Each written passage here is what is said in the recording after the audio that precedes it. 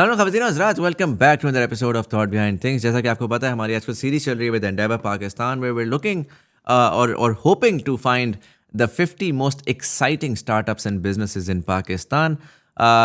जो आज की कॉन्वर्जेसन है वो मेरे लिए पर्सनली बड़ी एक्साइटिंग है, बिकॉज मैं तकरीबन कोई 4-5 साल से इनसे बात करना चाह रहा था, समझना चाह रहा था। आई डेंट नो दिस जेंटलमैन, वो तो एंडेवर की टीम ने हमें कनेक्ट किया, but I know his brand very well and I personally used it. मेरे लिए जो बहुत एक्साइटिंग बात थी वो ये थी कि एक पाकिस्तानी कंपनी एक बहुत डाइवर्स रेंज के अंदर प्रोडक्ट्स बना रही है, उसके अंदर बेहतरीन ब्रांडिंग के साथ, बेहतरीन क्वालिटी के साथ।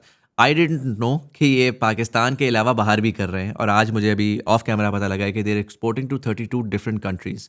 सो it's an incredible story of someone who did not have business background, but वो उन्होंने जो है ना सॉर्ट ऑफ रिस्क लिया, ट्रस्ट किया, एक चीज़ जिसमें ही वॉज पैशनेट अबाउट, उसके ऊपर डबल डाउन किया and has been able to scale it to incredible scales. अभी अकॉर्डिंग टू देयर डेटा, सॉसेस के अंदर they're currently number 1 in Pakistan. Even अगर नेट के ऊपर जाए तो बहुत सारे बड़े बड़े नाम एग्जिस्ट करते हैं। नेशनल फूड्स है, कनौर है, और बहुत सारे हैं उसमें। They're already in the top 5 and my understanding is के they might just be in the top 3 very very soon. आज हमारे साथ मौजूद हैं Syed Zeeshan Haider, who is the founder and my understanding the CEO of Dip It Sauces. This episode of Thought Behind Things is presented in partnership with Endeavor Pakistan.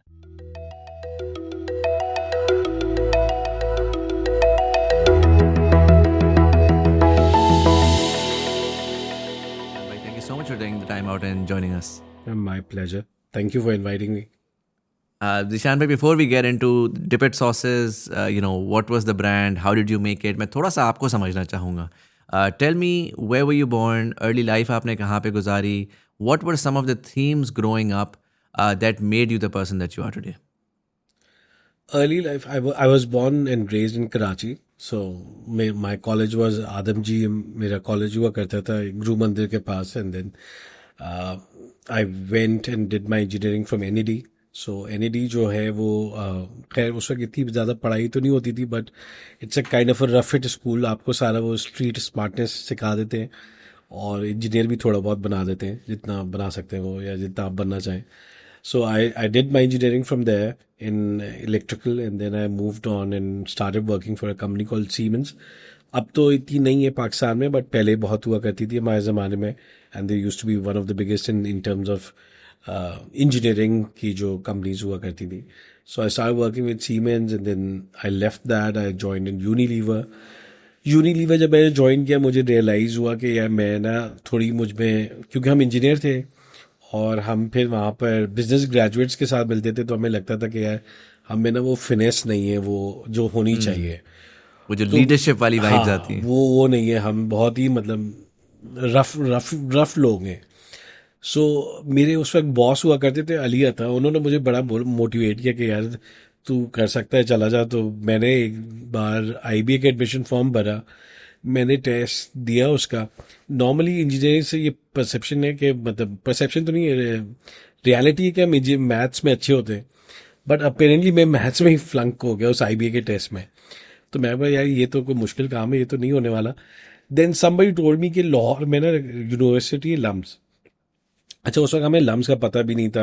I don't no क्यों नहीं पता था, but पता नहीं था। खैर आई थिंक वो हम एक छोटी सी दुनिया में अपने कराची वाले रहते हैं, तो वही उसी में रहते थे, तो हमें IBA का ही बस पता था। सो मैं बोला चलो कोई नहीं, टेस्ट दे देते हैं, खैर है। सो आई गेव दिन द टेस्ट। वो टेस्ट के बाद इंटरव्यू हुआ। इंटरव्यू भी मैं ऐसे ही देने चला गया ऑफिस से उठकर एक दिन कि जी इंटरव्यू है, तो इंटरव्यू दे आते हैं। तो पैनल को मैंने इंटरव्यू दिया एंड आई गॉट सिलेक्टेड। फिर मैंने घर पर आकर बोला कि जी मैं तो लाहौर जाना चाह रहा हूँ। बोले बंदा लाहौर कौन जाता है? तो मैं वो नहीं है, ये तो लाहौर जाना पड़ेगा, अब तो वो है और वो डॉम में रहना पड़ेगा। तो and then my mother and my brother said कि डॉम में तो तुम कभी रहे नहीं हो, तो तुम कैसे रहोगे? और थोड़े से आपने कभी, उन्होंने भी इतना ट्रैवल नहीं किया हुआ था, तो ये था कि how will you go and do everything. So at that time I thought कि नहीं यार ये करना चाहिए, and I took permission from my mother and then I opted for it. उसमें एक और इशू आया कि वो लम्स जो थी वो थोड़ी हमारे बजट से बाहर थी। So I applied for the for the Financial scholarship aid. there. Yeah, the financial aid thing. So they gave me that also. So there was no reason to turn it down then. So मैं बोला नहीं अब तो जाना पड़ जाएगा, अब तो जो वो भी मसला हल हो गया, तो अब तो कोई चक्कर है नहीं. So I left my job at Unilever and I opted for Lums. I don't know why I did that, what made me do that, but I think there was kind of a feeling कि यार this is the right thing to do. और दूसरी feeling ये भी थी कि यार अभी नहीं किया तो maybe I will get too much content with जो हो रहा होगा, और शायद फिर मैं बाद में ना करूं. So then I How old left were and you at this time? I think I was 24. या आई थिंक आई वाज 24. इतना ही होगा आई थिंक. या 24 So not 25. not that old. या नॉट दैट Yeah. ओल्ड. सो मुझे अच्छा उस वक्त ये भी था कि कुछ दोस्त मेरे आईवी में पढ़ रहे थे, कुछ नौकरी कर रहे थे. तो आप नौकरी कर रहे होते हैं, अच्छे खासे पैसे आ रहे होते हैं, तो आप बोलते हैं मतलब ये कौन छोड़ेगा, all of that kind of thing. तो खैर फिर मेरे पास नहीं, अभी तो इतनी ज़रूरत भी नहीं है, तो it's okay, let's take a risk. So I left that and I joined LUMS. Lums, I made some very good friends. It was good time. Generally, It how was a was good MBA? experience. I mean, you were an engineer, non-business background. आपके लिए वैसे तो आप जिन companies में काम कर रहे थे, those are like global conglomerates, and so obviously that experience must have been quite something as well.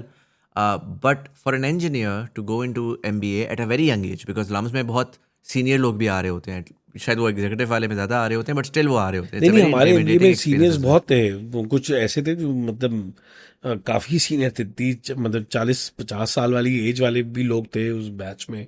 सो हाँ. मुझे I think maybe if I was not the youngest, I was one of the few of the youngest ones. I think So 2-3 that must be आखिरी के quite 2-3 में intimidating, number right? आता Like था. एक experience का difference है, एक overall exposure का difference है, उसके अंदर आप पहुंच तो गए हैं और अब आप एक engineer हैं और business को समझ रहे हैं, तो how was that maneuvering through all of that? Yeah, so it's I think वो it was adjusting, but I think जो उधर फ्रेंड्स का सर्कल बना that was very good. So वो जिंदगी भर ये एक्चुअली लम्स की बहुत अच्छी बात है. आई थिंक बैचलर्स या एमबीए जो भी प्रोग्राम है उनका, उसमें जो डॉम में रहता है ना, वो फिर जिंदगी भर की एक खानदानी दोस्ती हो जाती है. दोस्ती भी नहीं होती, वो खानदानी दोस्ती होती है. सो वो एक बहुत अच्छा सर्कल बन गया और बहुत अच्छे दोस्त बन गए. और टाइम पता ही, वो 2 साल आई डोंट थिंक सो वो हमें पता चले हमने उधर क्या किया क्या नहीं किया. बट जो किया वो भी हम याद नहीं रखना चाहते थे कि हमने क्या किया. But it was quite a good time there. And then जब वो ख़त्म हुआ तो सबको उस ज़माने में बड़ी अच्छी अच्छी फ़ौरन नौकरियां लग जाती थी लम्स वालों की. तो वो तो हम जब फारिग हुए तो अगले दिन मतलब उसी वक्त हमें पता था हमने कहाँ जाना है. तो अगले हफ्ते हमारी बड़ी अच्छे पे स्केल पर अच्छी जगह नौकरी भी लग गई, तो हम वहाँ भी चले गए. सो दे वर fantastic 2 years in terms of experience, in terms of education, in terms of living your time with unfiltered kind of a way कि कोई there was no parent, nothing, unmonitored आप का रह रहे. सो और लम्स का वो अपना environment ही एक ज़बरदस्त होता है जिधर आप रह रहे होते हैं. सो it was good experience, had fun. But that fun also refined me as an individual in itself. जो फिनेस की जो मेरी सर्च थी, आई थिंक वो उधर हुई, उसको हेल्प मिली. And then I think from there I started working with K Electric, and then K Electric के बाद I started working with a company called Philip Morris. Philip Morris ने उस ज़माने में recently एक कंपनी होती थी Lexington Tobacco. लेक्सिन टोबैको हुआ करती थी, जो मोवन गोल्ड का एक घोड़े वाला ऐड आता था बचपन में, वो हुआ करती थी. सो उसे एक्वायर किया था पाकिस्तान में उस वक्त. सो उनको प्राइवेट इक्विटी की एक्विजिशन वाली टीम चाहिए थी. सो दे टुक मी इन बिकॉज मैंने के इलेक्ट्रिक की एक्विजिशन में था. सो वो वहाँ चला गया. एंड देन वहाँ पर भी बहुत अच्छे बॉस से दोस्ती हो गई, बड़ा अच्छा उसने सिखाया. फिर then they moved me to Hong Kong and then Philippines and all of those places. फिर मैं बाहर ही रहा काफ़ी साल. And then I was groomed by them. बाहर की जो कंपनीज होती हैं वो लोगों में बड़ा इन्वेस्ट करती हैं, तो उन्होंने मुझे बड़ा पढ़ाया लिखाया सिखाया from scratch. I think so this was a good time. I think I'm very lucky. I always say to people that I'm very fortunate ones जिसको बॉस भी अच्छे मिले, दोस्त भी अच्छे बने, नौकरी भी अच्छी जगह हो गई. आई डोंट नो कैसे सब होता क्या, बट एवरीथिंग वाज गुड. मेरे साथ ऐसा कोई इशू हुआ नहीं. और मैं अभी भी अपनी टीम को Nice. ये बोलता हूँ कि तुम लोगों को कभी कभार उनको कोई सही बंदा नहीं मिल रहा होता तो वो एक एक दो दो महीने तो बंदा ढूंढते रहते हैं. तो मैं उनको यही बोलता हूँ, यार मुझे आप लोग मिल गए आराम से, आप लोगों को लेकिन बंदे नहीं मिलते. I think you guys need to trust people a little bit more. Pakistani को माइंड सेट आ जाता है, नहीं पहले इसमें देखो गलत क्या है, इसमें मसला क्या है. अगर कोई आपको अच्छा बंदा भी मिल जाता है जो अवेलेबल होता है, आप बोलते हैं नहीं इसमें ये अवेलेबल क्यों है, फारिग क्यों है. Guilty हाँ until गिल्टी proven है. innocent है ना. हाँ ये उल्टा वाला काम है. तो मैं यही कहता हूँ कि नहीं है, मतलब you need to start trusting people and then let them prove otherwise if that's the Makes case. sense. Makes sense. So 2015 was when you left Philip Morris. What was your last role? When you were My there? last role was I was looking at brands. I think मेरे पास red and white था, Marlboro था और एक और था क्या, sorry K2 brand था. तो हमारे 3 सिगरेट के ब्रांड्स थे, वो मेरे पास थे. I was looking at the brand side. That was my last Oh, role. and you were in Pakistan, back in Pakistan at the time? I came back to Pakistan at that time. Yes. मेरे ख्याल से Was that a conscious decision on your end, or did the company send you back? No, I wanted to come back because of my mother was not well, and I wanted to move back also. So there were 2-3 things which were happening, and then uske baad I had another assignment which I was offered to take in Europe, but I had to come back for a personal reason back to Pakistan. And so you again Europe की आपकी assignment भी है. Philip Morris, British American tobacco, इस तरह की companies जो है ना, ये करियर कंपनीज होती हैं. बस आप लगाए हैं उसके अंदर वो, और आप clearly leadership poised for leadership role seemingly हो रहे थे. वन वुड अज्यूम कि एट दैट एज जो आपकी उस टाइम पे थी, जिस पोजीशन पे आप ऑलरेडी थे, जिस पाथ पे आप थे, it wouldn't make a lot of sense to leave your career at that time. What made you think कि यार बस हो गया है, let's do something of my own? Basically, there were 2 reasons. एक तो my mother was not well and I wanted to stay with her. So I didn't want to take the role outside. तो वो एक मेरा था challenge कि मैं उनको ना 2 बार मना कर चुका था कि नहीं. एक बार एक रोल आया था which was for Vietnam. So I declined that. I said I don't want to go there because मैं अभी नहीं आना. फिर दूसरा आया जो आई थिंक लुजान का था, तो आई सेड मैंने उधर भी नहीं जाना. तो मुझे लग रहा था कि यार ये मैं हर चीज़ को आई डोंट नो मना कर रहा हूँ, वो एक सही, आई थिंक मुझे अपने लिए एथिकली एक सही नहीं लग रहा था. दूसरा my at that point of time my daughter was born and I felt that she didn't, and I was in product development and brand and marketing. तो मेरा सिगरेट से बहुत एक क्लोज इंटरेक्शन था. जब मैं कमर्शलाइजेशन में था तो हमें तो सिगरेट ही पीनी पड़ती थी और हमारा बहुत एक था. So at that time I don't know, मतलब मेरे कोई सच एथिकल इश्यूज नहीं थे सिगरेट के साथ, बट मुझे उस वक्त आई थिंक बेटी के बाद I don't know, I think there was one incident when she smelled my shirt and she didn't like it. I think that was kind of a tipping of point for me and I said I don't want to do tobacco.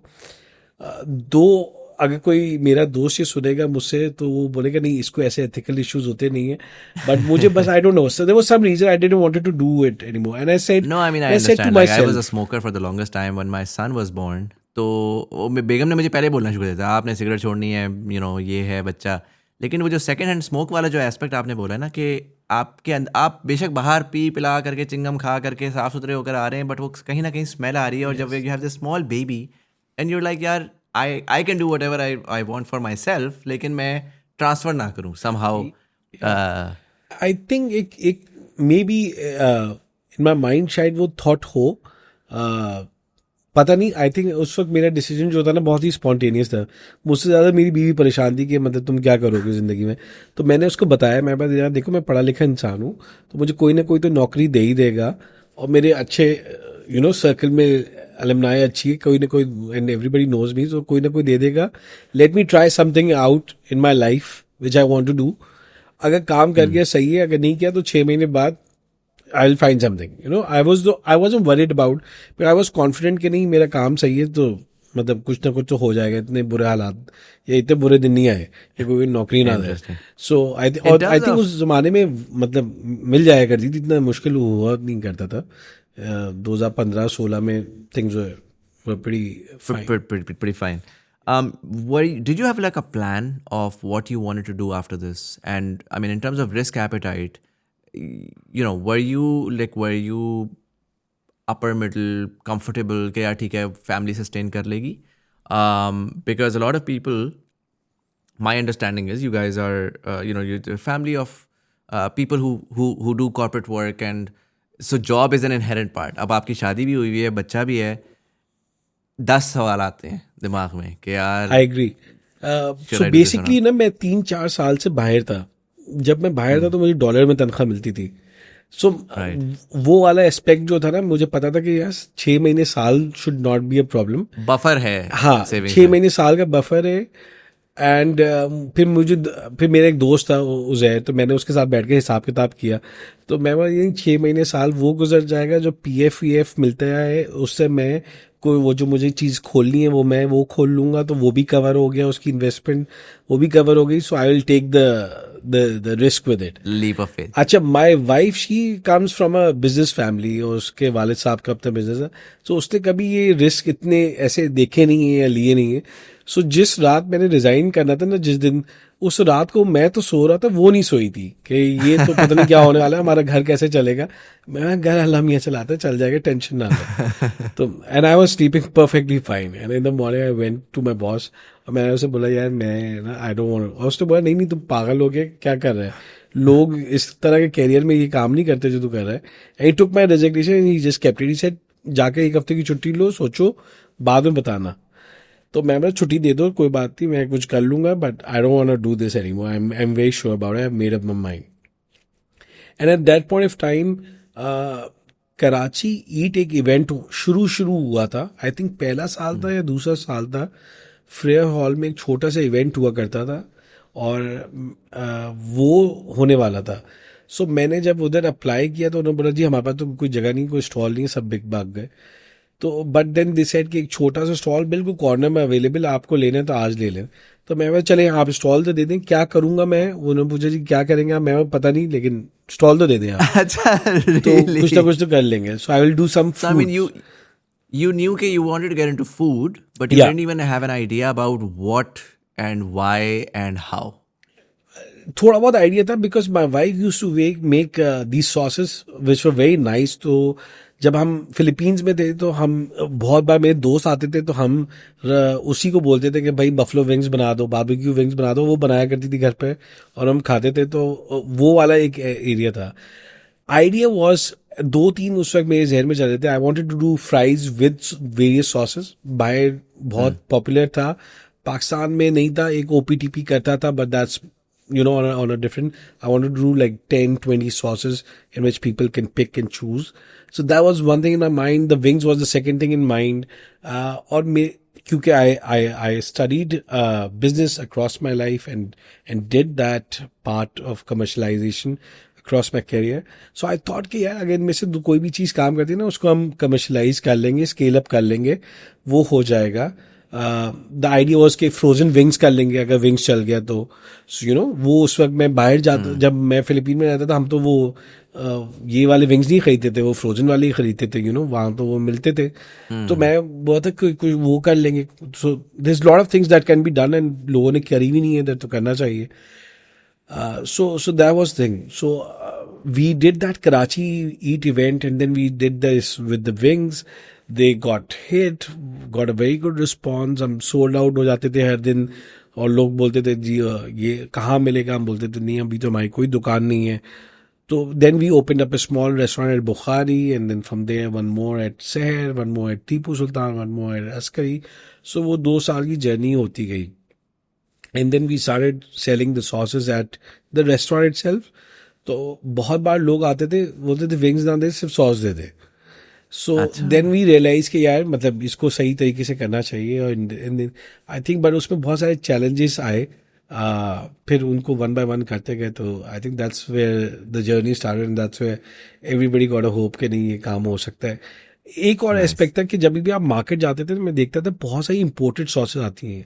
अगर आप इस्लामाबाद जाएं और ईसा जी जाएं, तो आपको सिर्फ imported ही मिलता था उस वक्त सामान, मतलब लोकल तो शायद ही कोई चीज़ होती होगी उसके पास आपको उस वक्त। साउथ अमेरिका, अफ्रीका, दुनिया की हर जगह की हाँ, इंपोर्टेड सॉस मिल जाएगी, और लेकिन आपको पाकिस्तान की वैरायटी नहीं मिलेगी। एग्जैक्टली और अगर आप उसे बोले ना कि मुझे ये चाहिए तो वो बोलता था अच्छा ये हमारे पास नहीं है, मैं मंगवा देता हूँ आपको।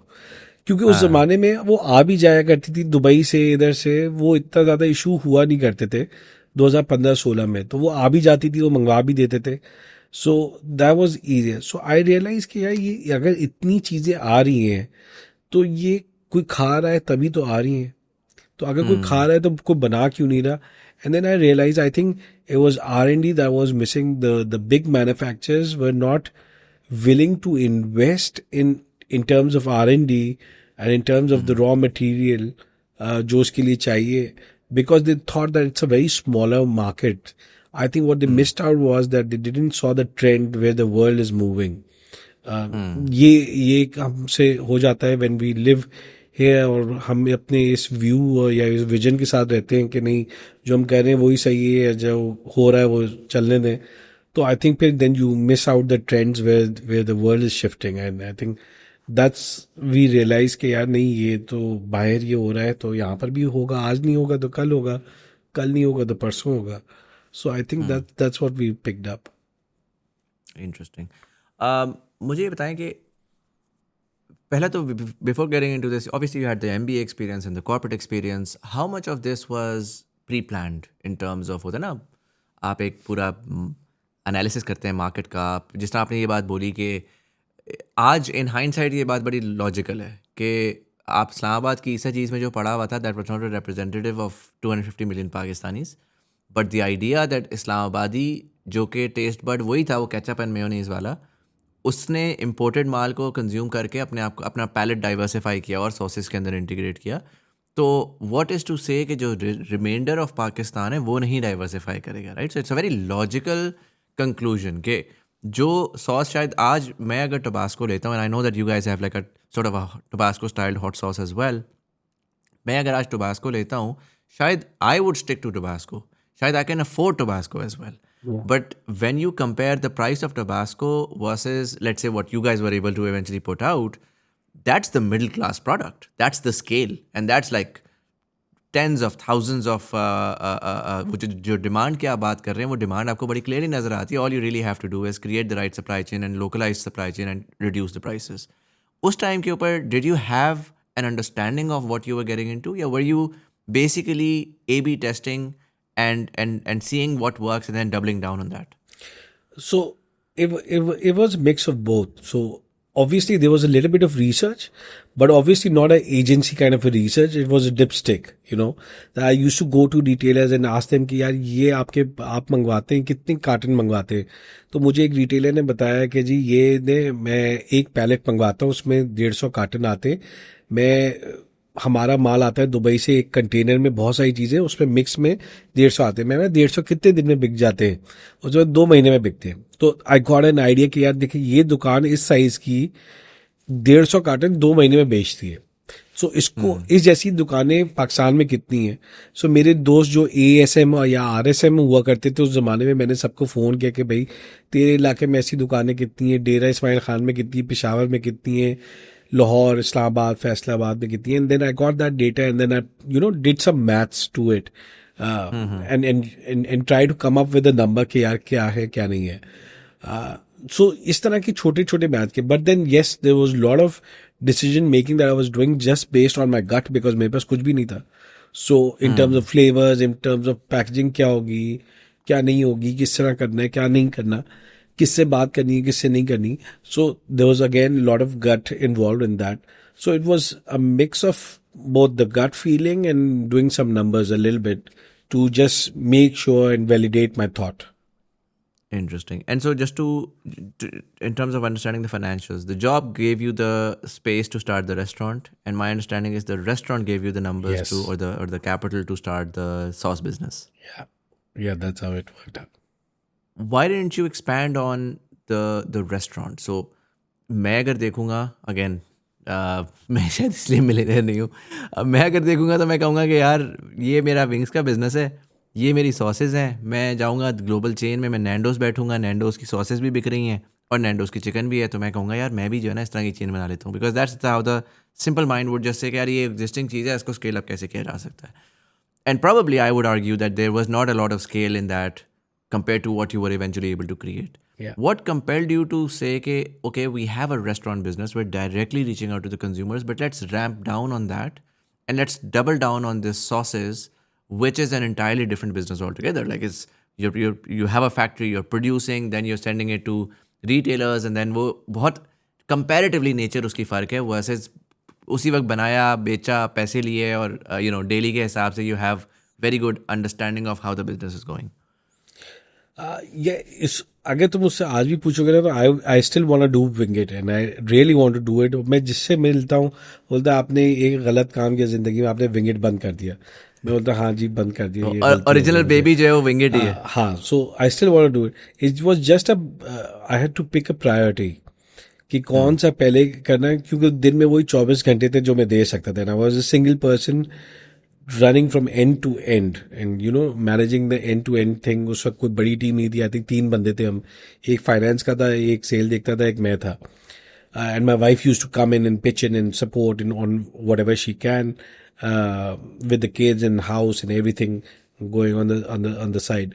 सो ये छोटी सी टीम थी. सो आई डिसाइडेड कि यार इस छोटी की टीम के साथ and with 2 things running in parallel, I think वो फोकस नहीं आ सकता. अगर एक चीज सही कर लें फिर दूसरी चीज को बाद में सही कर लेंगे. एंड देन आई थॉट कि डिपिट को पहले सही कर लेते, जबकि original baby was Wingit. But then अगर डिपिट सही हो जाएगा तो विंगेड किसी भी दिन सही हो जाएगा. फिर वो कोई रॉकेट साइंस है नहीं. एंड क्योंकि वहां से हमने काम शुरू किया हुआ है तो it's easy to do it. At any given day you decide you can do it the very next day. So I think the focus shifted on this, and now with the passage of time, I think there would be some day eventually where you would like to do it again. Do you think there were challenges or failures during this part? Yes, failures उस वक्त ये थे कि for example मैं एक बल्कि incident बताता हूँ. हमने लाहौर कराची ईट होता था और इस्लामाबाद ईट होता था और लाहौर ईट होता था. सो कराची ईट में हम ना सोल्ड आउट हो जाते थे, इस्लामाबाद ईट में भी हम सोल्ड आउट हो जाते थे. लाहौर ईट में बंदा कोई नहीं आता था. And the problem we figured out was कि लाहौर में बोलते थे कि यार ये 4 विंग्स जो है ना ये कौन खाएगा. इसके मतलब क्वांटिटी मैटर्स देयर. और विंग्स Right. वैसे ही छोटा होता है. पाकिस्तानी विंग्स वैसे ही छोटा है साइज में, क्योंकि वो छोटी मुर्गी का विंग्स होता है. whereas if you compare with the US का wing, it would be double the size almost. Yeah. So वहाँ पर वो लोग क्वांटिटी मांगते थे. सो वो हम जब भी मैं लाहौर ईट करता था एक बंदा नहीं आता था, सारा दिन हम मक्खी मारते रहते थे. एंड वी रियलाइज कि यार ये चीज़ ना इधर नहीं चलने वाली. ये कराची और इस्लामाबाद वालों को समझ आ जाएगा बट इधर नहीं समझ आएगा. इधर के लिए कुछ और करना पड़ेगा. So we started doing fried chicken at Lahore eat and then put the flavour on the fried chicken. So लोगों को वो KFC का एक 2.0 वर्जन मिल जाए. So we started doing that. So एक हमें चैलेंज फेस हुआ था विंगेट में. I think Wingit was way ahead of its time. 2016 में इतने लोग विंग्स को नहीं जानते थे. अगर 2026 में अगर हम विंग्स करेंगे तो there would be a totally different kind of a number which will come out जिनको विंग्स की अवेयरनेस होगी वर्सेस 2016 में. I think we were a little bit ahead of time in terms of विंगेट. So थोड़ा सा उसमें उसका scaling up में वो चैलेंज आ रहा था. दूसरा जो चैलेंज आ रहा था वो आ रहा था कि हमने जब विंगेट खोला then it was success in Karachi. एक ये प्रॉब्लम है हमारे साथ, आई डोंट नो क्यों है, कि जब एक चीज़ आपकी चलने लग जाती है तो 5 लोग सेम चीज़ कॉपी पेस्ट कर लेते हैं. सो 5 नहीं चल पाते.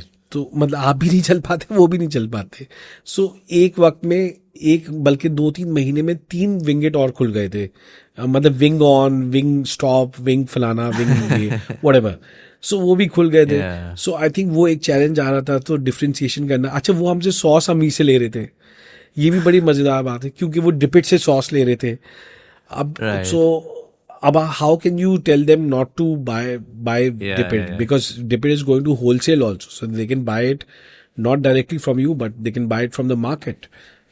So you cannot stop them. So there was these kind of challenges जो थे, which I think part and parcel होते हैं. हर बिजनेस में कुछ ना कुछ तो आ रहा होता है. सो ये थे, but it was Do you think you'll come back to the wing business at some point? I really wanted to do, I really still want to do frozen wings in various flavors. आज भी अगर आप Pakistani market जाएंगे तो आपको frozen wings में शायद एक ही कोई स्पाइसी फ्लेवर मिल जाएगा, that's it. And I really debate कि यार why is there no barbecue wing और sriracha wing or any kind of wings, because it's a very quick food. You just fry it and put the sauce on it and give it to anybody. If you don't have a chef at home or something, or you come back from a wedding or something and भूख लग रही है तो आप बना लें, खा लें, and it's just protein. Chicken ही खा रहे हैं आप with a little bit of oil, that's about it. So I think वो होना चाहिए, I think, and I think socially food awareness बहुत बढ़ गई है during COVID and after COVID. Before and after COVID, food awareness has changed 360 degree, I would say. क्योंकि Covid से पहले लोग इतना फूड के बारे में अवेयर या इंटरेस्टेड नहीं थे वर्सेस जो आफ्टर कोविड हुआ है, because everybody tried made food at home for 2 years themselves. So that has changed quite a bit, I think. So maybe there's a lot of potential there. Somebody should do it. If not Wingit, maybe then Karen or somebody else should do it. I think somebody Makes should sense. invest in R&D and take this leap of faith कि यार हमारी com को भी flavours मिल सके. Makes sense. मुझे ये बताएं कि between the, once the Dip It journey really started and you were focused full time on that, how did the scale sort of happen, right? So अभी तक बड़ी natural हमें organic नज़र आ रहा है कि आपने एक इवेंट पे विंग्स बना के बेचे, लोगों को पसंद आया, आपको समझ आ गई, आपने कहा यार चलो रेस्टोरेंट खोल लेते हैं. रेस्टोरेंट खोला तो आपको हुआ कि यार अब एक खोल लिया, 2 भी खोल सकते हैं, 3 भी खोल सकते हैं. उसके अंदर सॉसेस बनाना इज़ ईजी, सॉसेस को पूरे मुल्क में पहुंचाना is an entirely different ball game all together, right? उसमें yes you had the experience, but you had the experience of hardcore corporate with incredible infrastructure, where if you decide something, things happen, and there is a lot of muscle at the background that can enable you to make it happen. यहाँ पर, and my understanding is you did not take a lot of, if any, investment during this journey. Like you basically bootstrapped your way into कि भाई जो भी मुझे access आ रहा है वो मैं reinvest करके मैं scale बढ़ाता हूँ. And so tell me about that scale. How were you able to distribute yourself? किस point तक वो scale पहुँचा? And before we go to the international side, even local Pakistan में, how widely is the sauce available, or the sauce is available today? How many cities are they going to? And what does the distribution network look like? And then similarly, जो production side है, kitchens and restaurants versus a factory, how did that sort of evolution happen? No, your question is very spot on. So basically what happened was, I still remember one of my friend, his name is Junaid. He opened up a store called Springs in Karachi. At that time, वो छोटा सा store था, उसने उस वक्त खोला था.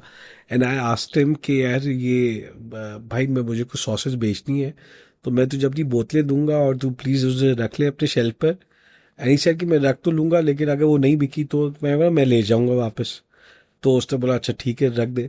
सो I still remember Thursday का दिन था, तो मैं उसके स्टोर रात को बंद होता था 11-12 बजे. So I went with his permission and सारी चीज़ें, और वहाँ पर हमने वो बोतलें उसे दे दी, उन्होंने रख ली. और आई थिंक वो आइडिया ये था, मेरा थॉट प्रोसेस ये चल रहा था कि मैं बोला अगर ये नहीं बिकेंगी तो मंडे को मैं इसे वापस ले लूँगा, अगर वीकेंड पर नहीं बिकी. खैर वो it turn out that they sold out. So फिर एक वो ऑप्टिमिस्टिक हो गया, एक उसके लिए बनाने लगे. इसी तरह 1-2 और लोग थे, उनसे हेल्प मांगी.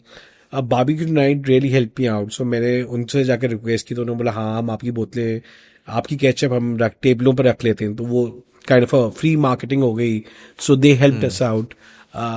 इसी तरह 2-3 और रिटेलर स्टोर से, नाहिद स्टोर है कराची में, दे हेल्प्ड अस आउट. सो उन्होंने भी रख ली और वो वहाँ से बिकने लग गई, तो वो काम शुरू हो गया. लाहौर में हमें कोई नहीं मिल रहा था. So one of my dorm mate and room mate and old friend from LUMS, तो मैं बोला भाई लाहौर में हमारे कोई डिस्ट्रीब्यूटर नहीं है, तू डिस्ट्रीब्यूटर बन जाए हमारा. So he became the distributor. So Did he have distribution experience before that? No, he was working with in Philip Morris also at that time. So he was, वो Philip Morris ने हमारे 7-8 लड़के लिए थे, वो लम्स के batchmates थे सारे.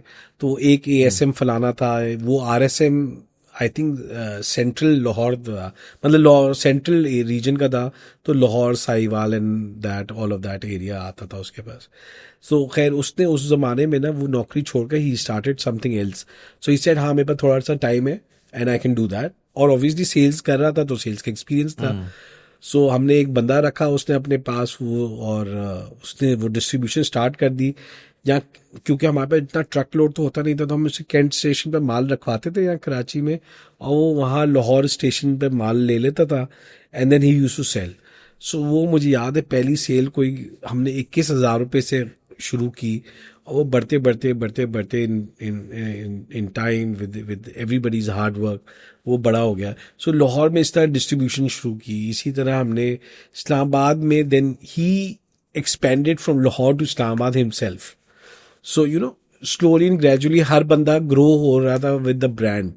वो लाहौर से इस्लामाबाद करने लग गया, फिर वो फैसलाबाद करने लग गया, हम यहाँ कराची से उससे देने लग गए. पहले ट्रेन में जाता था, फिर शेजोर में जाने लग गया, फिर कंटेनर में जाने लग गया. तो इस तरह वो होता गया, एक जर्नी चलती गई. And lot of people during that I would say एक नेगेटिव हमारे अंदर, we pick up negative side first, but I think lot of Pakistani people helped us. I gave you some examples, like one of my friend Junaid, Babi Tonight, Al Fateh wale, I remember I went and met them, and Jalal San I met them. They said हाँ बेटे आपकी रख लेते, कोई मसला नहीं. So all of these people helped us. हम ऐसी बुराइयां करते रहते लोगों की, but ये जो तारीफ नहीं जो करते, लोग but बहुत कुछ तो सारे लोग चले help बड़ा किया. क्लियर, कुछ तो बड़ा क्लियर समझ आ गया ना. रिलेशनशिप्स आपने क्यूरेट की हुई थी कुछ दोस्तों के साथ, कुछ अपने कॉर्पोरेट के टाइम के साथ. जो a lot of these sort of retailers थे, what did you know these people? Did you go through reference or did you cold call a lot of these people कि भाई we are this, we make these products, can we stock with you? Barbecue Tonight हो गया और इस तरह हो गया. अच्छा, कुछ तो दोस्तों के रेफरेंस या जाने वालों के रेफरेंस है, कुछ बहुत ही कोल्ड कॉल थी. आई डोंट नो नेम लेना चाहिए या नहीं लेना चाहिए. मुझे एक बहुत बड़ा स्टोर है, और बल्कि चेन ऑफ स्टोर्स है. I went and give them a cold call. They said आपको इंतजार करना पड़ेगा. 2.5 घंटे उन्होंने मुझे बाहर बिठाया था, अपने स्टोर के वेटिंग एरिया में बैठा 2.5 घंटे. खैर फाइनली वो मिले, लेकिन अच्छी बात ये थी कि उन्होंने बोला हाँ चलो हम रख लेते, कोई बात नहीं. और उसकी तकरीबन बहुत सारी ब्रांचेज है. पहले तो 16-17 होती थी, अब बहुत ज़्यादा होंगी. तो उन्होंने बोला चले हम रख लेते हैं, कोई मसला नहीं, आप आए हो कराची से तो हम कर लेते हैं. तो सो वेट तो कराया, बट या कोल्ड कॉल का But it's a फायदा matter ये of persistence, right? हाँ, So बस बैठे रहे the हम. thing for me here is that the idea that you were not ready to take a no for an answer. You didn't say कि यार 2.5 घंटे, मुझे 2.5 घंटे, मैं तो लम्स का ग्रेजुएट, मैंने इतनी बड़ी कॉर्पोरेट में काम किया भाई. You were like यार मैंने प्रोडक्ट बेचनी है, I don't know this gentleman, but let me go and I have confidence in my product. I'll show it to him and he'll do it. I think मतलब मैं बहुत बार ये करता था कि मैं अगर किसी के पास जाता था ना, और मुझे लगता था मतलब ये सारे रिटेलर्स माशाल्लाह उस वक्त तो बड़े ही थे हमसे, और सारे अच्छे लोग थे. तो मैं उनको बोलता था कि आप मेरी बात छोड़े, मैं जो भी कर रहा हूँ वो बकवास से छोड़े, आपने मेरा बस प्रोडक्ट ट्राई कर ले. एंड ट्रस्ट मी, जब वो प्रोडक्ट ट्राई करते थे ना, बोलते थे अच्छा बेटा तुम 6 बोतलें सबकी दे दो, कोई बात नहीं, हम रख लेंगे. बिकी तो हम तुम्हें पैसे दे देंगे, नहीं बिकेगी तो तुम माल व्हाटएवर, नहीं बिकी तो तुम्हारा, वरना बिक जाएगी तो पैसे ले लेना. And I think 90-95% times everybody when they tried the product they said okay we will keep it. I think 5% होगा जिससे बोला होगा अगली बार आ जाओ, या एक हफ्ते बाद आ जाओ, या 2 हफ्ते बाद आ जाओ, या हमारे पास जगह नहीं है. बट 90% प्लस दे सेड कि we will keep it, and they were okay with it. And yes, फिर वो एक बार आप जाते हैं 4 बोतल लेकर, तो फिर वो बढ़ता जाता है and slowly gradually. And then when obviously people brand का भी एक ओवरऑल आपका नेशनली एक एस्टैब्लिश हो रहा था, तो मूवमेंट उसमें बढ़ेगी. व्हाट्स द स्केल नाउ, अगर मैं आपसे पूछूं nationally? nationally, I think in terms of sauces, we would be number 1. In terms of other categories, we would be number 3, 4. In some categories, number 2. And how many sauces are there for Pakistani market? Pakistani, there are about 50 something. In overall, we make about 67 flavors. Crazy. And how many cities are you going to right now? जहाँ पर actively आपका माल पड़ा होता है? So we cover from Quetta till Skardu is the last town that we cover from on that side, and on this side Quetta is the last town. I think about 30-40 towns तो हम cover करते होंगे. बाकी जो है वो सब distributors या down the line जो wholesalers हैं वो service करते होंगे. But we cover quite a stretch. So अगर आप जाएंगे बहुत सारे hotels स्कर्दू में they use dip it there. As also in Quetta and Chaman even they use it there. So like Multan, Faisalabad, Sialkot में अगर बड़े किसी रिटेलर के पास जाऊँ तो मुझे मिल जाएगी सॉस. हाँ तो सब जगह. इंटरेस्टिंग. एंड जो ये आपकी ये वाली पार्टनरशिप्स हैं, ऑब्वियसली होटल्स रख रहे हैं, रेस्टोरेंट्स रख रहे हैं, देयर इज अ उससे टू थिंग्स हो रही है ना. अगर मैं कनौर की बात करूँ फॉर एग्जांपल, कनौर chilli garlic in my opinion, I think what really worked for them was the partnership that they curated with McDonald's and KFC. And, you know, if you had, अगर पाकिस्तानियों की उस generation की एक association थी, because KFC and McDonald's were launching in the start, and so you, growing up, that food was magical because of the experience that you were having. And that association with Kannor's chili garlic, for example, or wo, played a very important role in selling that product in the grand scheme of things. उस तरीके से definitely जो restaurants हैं, ये जो आपके partners हैं, there is a bigger purpose than just selling that product. So I am curious कि जनरली व्हेन एक तो इस तरह की पार्टनरशिप्स कैसे हुई, एंड दूसरा in these cases are you providing them the product just as any other client? Are you subsidising it? Are you giving it for free? What do these partnerships look like? Because obviously there is a bigger purpose that is being achieved here in terms of brand equity, in terms of connectivity with the customers. So basically we developed a different model, and I think it's important to say KFC and McDonald's also helped us a lot in this journey also. I would like to name them also because हमने innovation बहुत इकट्ठे करी. क्योंकि I think 2018 आया था या 19 था, I don't remember exactly, but there was a point in time where there was a ban on importing products from outside. जब पाकिस्तान के बाद डॉलर खत्म हो गए थे, या ये बीच में एक हुआ था, एक था वो पीरियड. सो बहुत सारी चीज़ें ये लोग बाहर से दिया करते थे, तो वो डॉलर नहीं पा रहे थे, ट्रांजैक्ट नहीं हो पा रहा था, तो वो शॉर्टेज हो रही थी. So we really worked with them day and night, and we made these new sauces and new flavours with them. And we still provide to both these chains and a lot of other chains also. Subway hai, McDonald's hai, KFC hai, Papa John's hai, on all of these chains. So we did that, and I think इसमें एक चीज और देखी कि lot of times जो मुझे issue लगा था which we try to solve out was the innovation was taking a lot of time with the existing players in the market. अगर आप क्योंकि जब मैं इनसे मिलता था और उनसे पूछता था कि भाई आपका पेन पॉइंट क्या है, तो उनका पेन पॉइंट ये होता था कि जी अगर हमने कोई नई सॉस बनानी है ना, तो हम ए को कांटेक्ट करते हैं, ए बोलता है 6 महीने में बनेगी, और 6 महीने में वो ट्रेंड यूज होकर फारिग हो जाता है, और जब तक वो सॉस बनकर आती है तब तक वो ट्रेंड खत्म हो चुका होता है. So we need somebody who can, jump up and do it quickly and do the right thing quickly. I think so. That was Dipit forte, innovation and food trending and doing what is required at that point of time. So we started doing that for these players, and these people were able to get those products and launch those things out there in the market. अच्छा, interesting. So basically मैं तो उस reference से सोच रहा था कि यार एक रेस्टोरेंट है, उसके टेबल के ऊपर ये डिपिट की केचप पड़ी है for example, but now I am thinking कि the sauces that you were giving were basically not directly reaching out to their customers. वो थी कि अगर कोई रेसिपी बन रही है उसके अंदर जो सॉस यूज हो रही है वो आप लोग प्रोवाइड कर रहे हैं. जी, वो भी थी, और ऑब्वियसली रेस्टोरेंट्स को जैसे केचप है या टबास्को है जो उन्होंने टेबल पे रखती हैं, वो भी थी, सैशेस भी थे, वो भी थे. So that was one part of the business, but we were doing lot of innovative work on the side also, which was kind of interesting and learning and was helping us improve ourselves also, because we were engaging with KFC global team, regional team, McDonald's ki team. So we were also improving ourselves day to day in terms of engagement. जब उनसे हो रही थी तो हम कुछ सीख ही रहे थे, और जो हमारे पास नॉलेज बेस थी वो हम शेयर कर रहे थे. ये इंटरेक्शन पहले नहीं होती थी विद द लोकल मैन्युफैक्चरर्स. डिपिट को देखकर अब शायद कुछ करने लगे हैं, बट पहले ये इतनी interaction between the global and the regional players से नहीं करती थी कंपनीज पाकिस्तान में. और वो सीक आउट नहीं करते थे कि भाई क्या हो रहा है, क्या नहीं हो रहा है, क्या आपको चाहिए. दुबई में KFC क्या लॉन्च कर रहा है, पाकिस्तान में क्या कर सकते हैं हम ये या नहीं. Maybe we can, so let's do it. So that kind of things we brought up on the table. Make sense.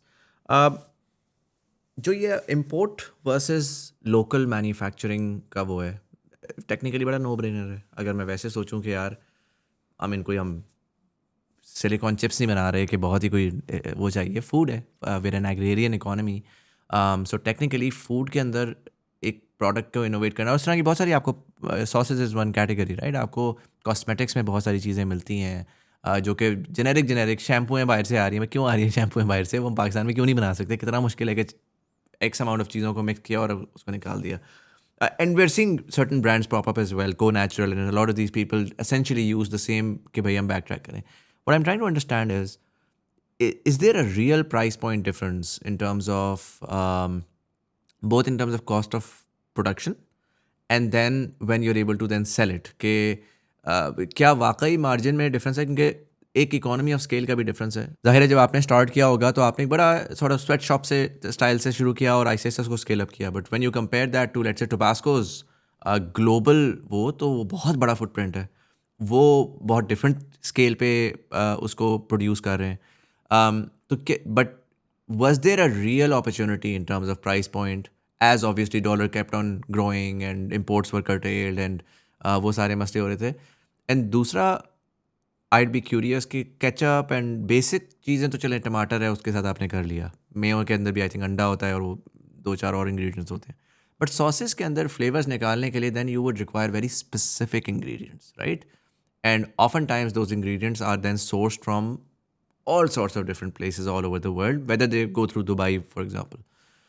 तो वो एक अलग नाइटमेयर है. क्या आपकी जो सारी सोर्सिंग है वो पाकिस्तान से ही हो रही है या उसके इंग्रेडिएंट्स जो हैं वो you're able to source them properly, उसकी सप्लाई चेन किस तरह मैनेज. आपने कहा ना कि 6 महीने लगते हैं. अब एक बंदा आया, उसने आके कहा कि यार मुझे ये बड़ी यूनिक किस्म की एक सॉस चाहिए, मैक्सिकन सिराचा. अब उसको बैक ट्रैक करके उसके इंग्रेडिएंट्स को फिगर आउट करते हुए कुछ टाइम तो लगेगा. पाकिस्तान में आप चुटकी बजा के तो नहीं निकाल सकते. So how difficult was it actually to figure out the whole production aspect of these sauces? देखो, इवन केचप में हमें प्रॉब्लम हुआ करती थी. I remember there was one point of time I went to Pakistan customs. बहुत पुरानी बात बता रहा हूँ, 2000 आई डोंट नो 17 या 18 की. So the problem that I face was कि हाइंस की बोतल उस जमाने में 2017 में 120 रुपए की होती थी और हम जो पाकिस्तान में बना रहे थे वो 140 रुपए की होती थी. तो मैं उनसे ये पूछता था कि भाई हाइंस की बोतल अमेरिका में बनी है, अमेरिका से कश्ती में चढ़ी होगी, फिर यहाँ पहुंची होगी, तो ये 120 रुपए की कैसे हो सकती है. जो मैं पाकिस्तान में ले रहा हूँ वो 140 रुपए की मुझे मतलब पड़ रही है. तो ये क्या है, क्या हो रहा है, ये क्या समझाएं. तो वो बोलते थे आप खुद समझ जाएं. So lot of time these kind of issues happened. और लेकिन फिर उसके बाद फिर चीज़ें बेहतर होती गई, डॉलर महंगा हो गया, ड्यूटी लग गई, सख्ती हो गई. सो वो जाकर अपनी प्लेस पर आ गई और फिर वहाँ पर what you are saying was right कि वो कॉस्ट बेनिफिट आया. बट नाउ अब इतना कॉस्ट बेनिफिट नहीं है क्योंकि हमारा फ्यू डॉलराइज्ड है, हमारी गैस डॉलराइज्ड है, हमारी सारी चीज़ें ऑलमोस्ट डॉलराइज्ड ही हो गई हैं. Other than may be wages शायद हमारी डॉलराइज नहीं होंगी. वो उधर शायद थोड़ा बेनिफिट आ जाता होगा. But other than that human cost अगर आप हटा दें तो आपकी हर चीज़ मोटी मोटी डॉलराइज्ड ही है. बट अगेन देखिए, डॉलराइज तो अगर है, कमोडिटी डॉलराइज्ड है. उसमें मैं अगर एप्पल्स टू एप्पल्स कंपैरिजन करूं कि यार अगेन कोई पर्टिकुलर जापानीज सॉस जो है वो जापान में जितने की बनती है वर्सेस पाकिस्तान में जितने की बनती है, उसकी प्राइस अगर सेम हो मैं मानता हूँ. लेकिन वो जापान में बनने के बाद फिर वो किसी लोकल एरिया में जाती है, वो लेट से थाईलैंड तक पहुंचती है, फिर थाईलैंड से वो दुबई तक पहुंचती है, फिर दुबई से वो पाकिस्तान आती है, पाकिस्तान में इस सारे उसमें नोड्स हैं वो जो कि कहीं ना कहीं उसमें वैल्यू चिप कर रहे हैं, राइट. डिस्ट्रीब्यूटर्स हैं, डीलर्स हैं, कस्टम क्लियरिंग एजेंट्स हैं. मुझे ये बात समझ नहीं आती कि जो फाइनल प्रोडक्ट आ रही है उसकी प्राइस कैसे नॉर्मल पाकिस्तानी प्राइस से कम्पीट कर सकती है. Because there has lost a lot of, और the value should have increased because there are so many nodes versus you directly producing it in your factory and directly selling it to the customer. But बहुत बार ये भी होता है ना कि direct manufactured in सारे nodes के बजाय डायरेक्टली अपना एक डिस्ट्रीब्यूटर पाकिस्तान में अपॉइंट करे, उसको दे दे, सो वो सारी चेन बाईपास हो जाएगी and then that would be direct, और वो आपसे फिर compete करे. But that depends on product to product, company to company, and there is lot of variables to it. So वो इतना ज़्यादा फैक्टर तक नहीं करता. फैक्टर जो तंग करता था हमें, मतलब it's always, I think it's good to have competition. अगर इंटरनेशनल कॉम्पिटिशन हो, it always keep you up your game, and you know you are always up there trying to seek out to do better. अगर वो नहीं होगा तो फिर आप you know slack करेंगे और लेजी हो जाएंगे. हाँ, कंप्लेसेंट हो जाएंगे, ये सारे होंगे. सो इट्स गुड, बट एटलीस्ट वो एक लेवल प्लेइंग फील्ड या एक फेयर गेम पे आए. प्रॉब्लम ये होती थी जब वो कोई चीज़ आ गई बाहर से जो कि ड्यूटी देकर ही नहीं आई, और आप ड्यूटी देकर चीज़ें लेकर खरीद कर चीज़ बना रहे हैं, तो वो महंगी होगी, बाहर वाली सस्ती होगी. सो that was I think problem. But ये पहले हुआ करती थी. अब मेरे ख्याल से मैं ये तो नहीं बोलूँगा ख़त्म हो गई है, बट बहुत ही मिनिमलिस्टिक हो गई. अब इतनी रही नहीं है. आई थिंक कहीं किसी पॉकेट्स में मिल जाती होगी तो होगी, वरना ये रहा नहीं है प्रॉब्लम अब. How much of your material are you sourcing locally? I think it would be about 60-70% जो हम लोकली लेते होंगे, बाकी 20-30% बाहर से आता होगा. बट लोकली भी जो हम लेते हैं, फॉर एग्जांपल अब एक पेट की बोतल है, प्लास्टिक की बोतल आपने लेनी है, अब उसका दाना जो है वो बाहर से ही आता है, पाकिस्तान में. तो अब आप बोतल बाहर से लें या दाना बाहर से लें, बट आप ले तो बाहर से ही रहे, ठीक है. But that's packaging. I'm talking about the actual product. Like the raw material. Raw material में आप बहुत सारा पाकिस्तान का, मतलब रॉ मटेरियल में आप तेल ले लें, तेल के सीड्स पाकिस्तान में बाहर से ही आते हैं. लाइक सोयाबीन सीड बाहर से अमेरिका से आ रहे हैं. तो अब आप सोया ऑयल पाकिस्तान से ले लें, लेकिन blows your mind, right? Like you're an agrarian economy, 35% of your GDP is agriculture, and then still agri products में भी अगर आपको बाहर से मंगवाना पड़ रहा है, that is just sort of kind of sad. हाँ, सोचो ना कि आप मेयोनीज के लिए ऑयल पाकिस्तान में आज के दिन तक सब बाहर से लेते हैं. सिर्फ सोया सीड बाहर से आता है, हाँ उसकी क्रशिंग यहाँ पर होती है. बट आप बोले हाँ मैं लोकली ले रहा हूँ, लेकिन वो लोकल तो नहीं है, वो तो इम्पोर्टेड है. सो और वो वही डॉलर पैक्ड है, मतलब PKR का तो उसमें कोई काम नहीं है या कमाल नहीं है. सो और वो वही ग्लोबल ऑयल मार्केट के ट्रेंड्स को फॉलो करेगा जो दुनिया भर में हो रहा है. सो आप उसमें कुछ भी नहीं कर सकते. सो हम अगर एक लेंस से देखें तो हमें लगता है कि ये हम लोकली है, बट वो इन बेस अगर उसकी आप बैक एंड पर जाकर देखेंगे तो कहीं होगा.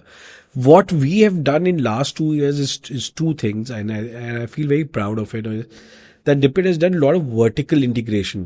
So एक ज़माने में अगर कोई पेपर थी वो हम बाहर से लिया करते थे, साउथ अमेरिका से या साउथ अफ्रीका से.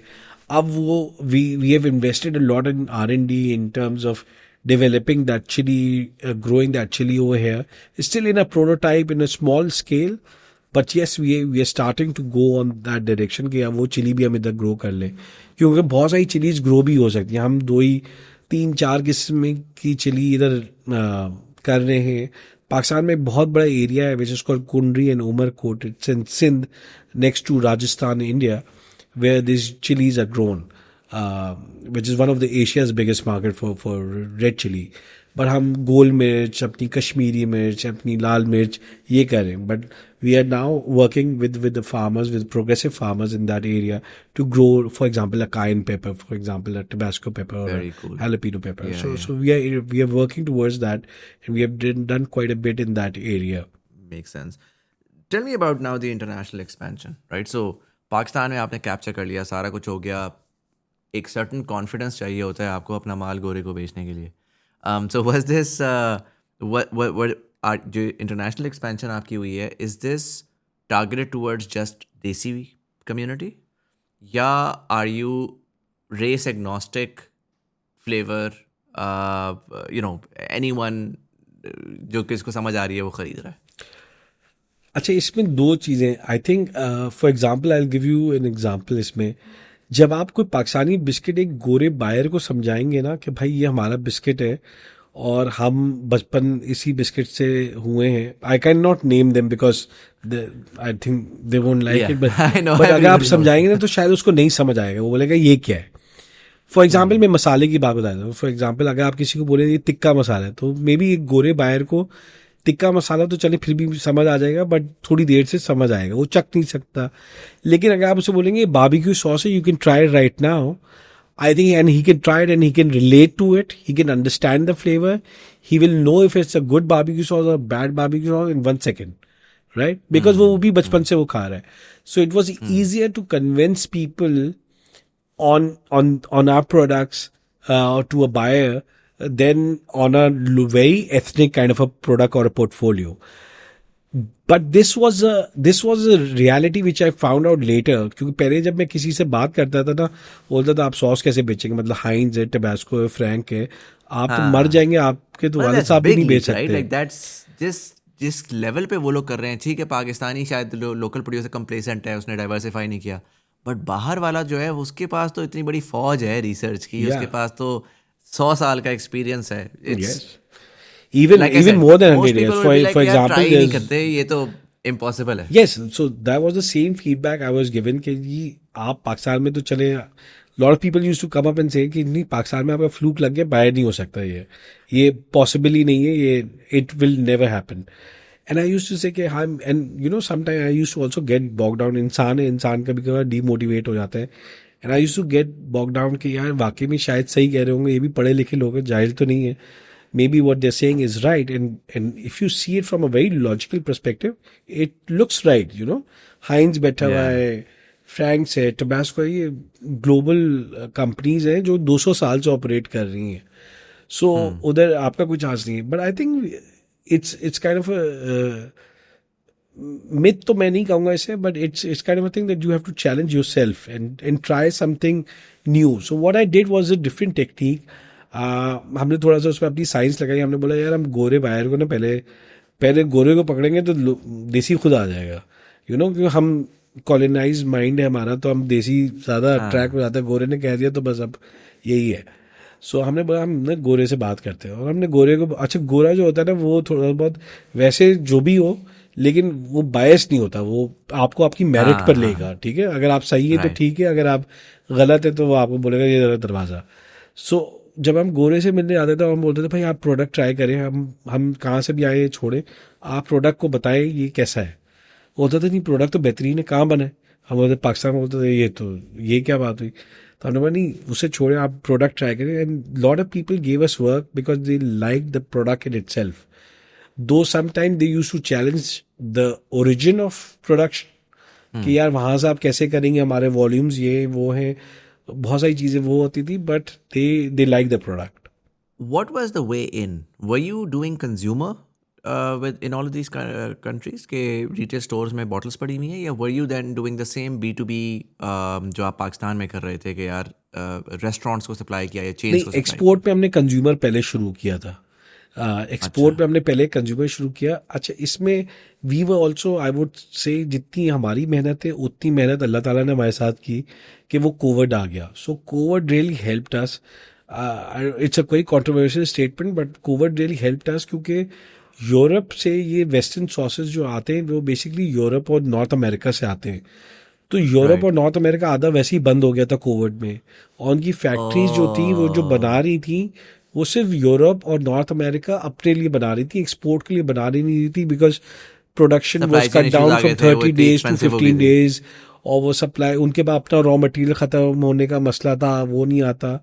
सो we got lot of markets in GCC and Asia which where the shelves were getting empty, and when the shelves were getting empty, they wanted to get any good quality product जो जहाँ से भी आ जाए जल्दी आ जाए, because they didn't wanted, क्यों एक इस तरह के chaos में ना एक impulse buying और एक crazy buying भी हो रही होती है, where everybody is trying to do the hoarding कि नहीं, अगर एक बोतल नहीं तो 3 ले लो, आगे कोविड पता नहीं कब दुकान खुलेगी कब नहीं खुलेगी. So a lot of these shops in around the world were getting empty. That's where we got lucky. We got I got some good alumni who helped me at that particular point of time. जिसने बोला अच्छा चले, हम एक दो दोस्त थे, वो बहुत बड़े रिटेलर्स में हेड ऑफ बाइंग थे, तो उन्होंने बोला चलो हम हमारा रिटेल स्टोर रख लेगा.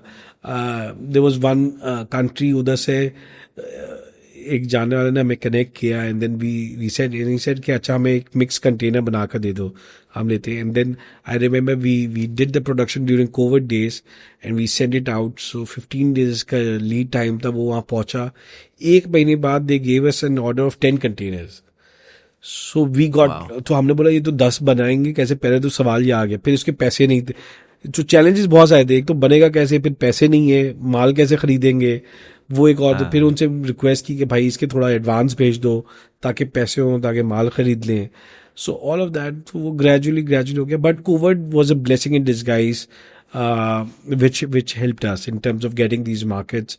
Japan was one of them, Saudi was one of them, Lebanon was one of them. A lot of markets we got good market share during the COVID days. How many countries are you now actively selling, जिसमें आप, मैं कह सकता हूँ monthly active countries, जिसमें आपको पता है कि यार जाना ही जाना है माल? About 33 countries we serve. उसमें से आई थिंक सारी एक्टिव कंट्रीज हैं. लाइक सारी कंट्रीज में जो बड़े रिटेलर्स हैं, they you will find Dipitt there. If you will go to UK you will find us at Asda या फार्म फ्रेश या B&M, सब जगह मिल जाएगा आपको इन जो बड़े रिटेलर्स हैं. इसी तरह बाकी जगह भी. ये जो मुझे यूएस का तो पता है कि यूएस का एक बड़ा प्रोसेस होता है FDA का, और वो सारा का सारा. जनरली ग्लोबली क्या सीन होता है when it comes to food items? What's the regulatory environment like? Certification, regulatory कोई मतलब होता है? किस लेवल पे होता फूड पे है? काफ़ी है. And the most strict market in terms of food certification is Japan. So Japanese are very strict in terms of compliance and testing and food quality and food. उनके जो bar is very high. I think it's on the top, even more than the Germans, I would say. So वो काफ़ी ज़्यादा होता है. But I think हमें KFC McDonald ने काफ़ी सिखाया. इन्होंने हमें काफ़ी सिखाया, कुछ हमें आता था. So we did that team, we got some good people, so we did quite a bit certification. I think right now if you pick up in terms of certification, Dipit would be one of the topmost companies in Pakistan who has food quality certification right now. Interesting.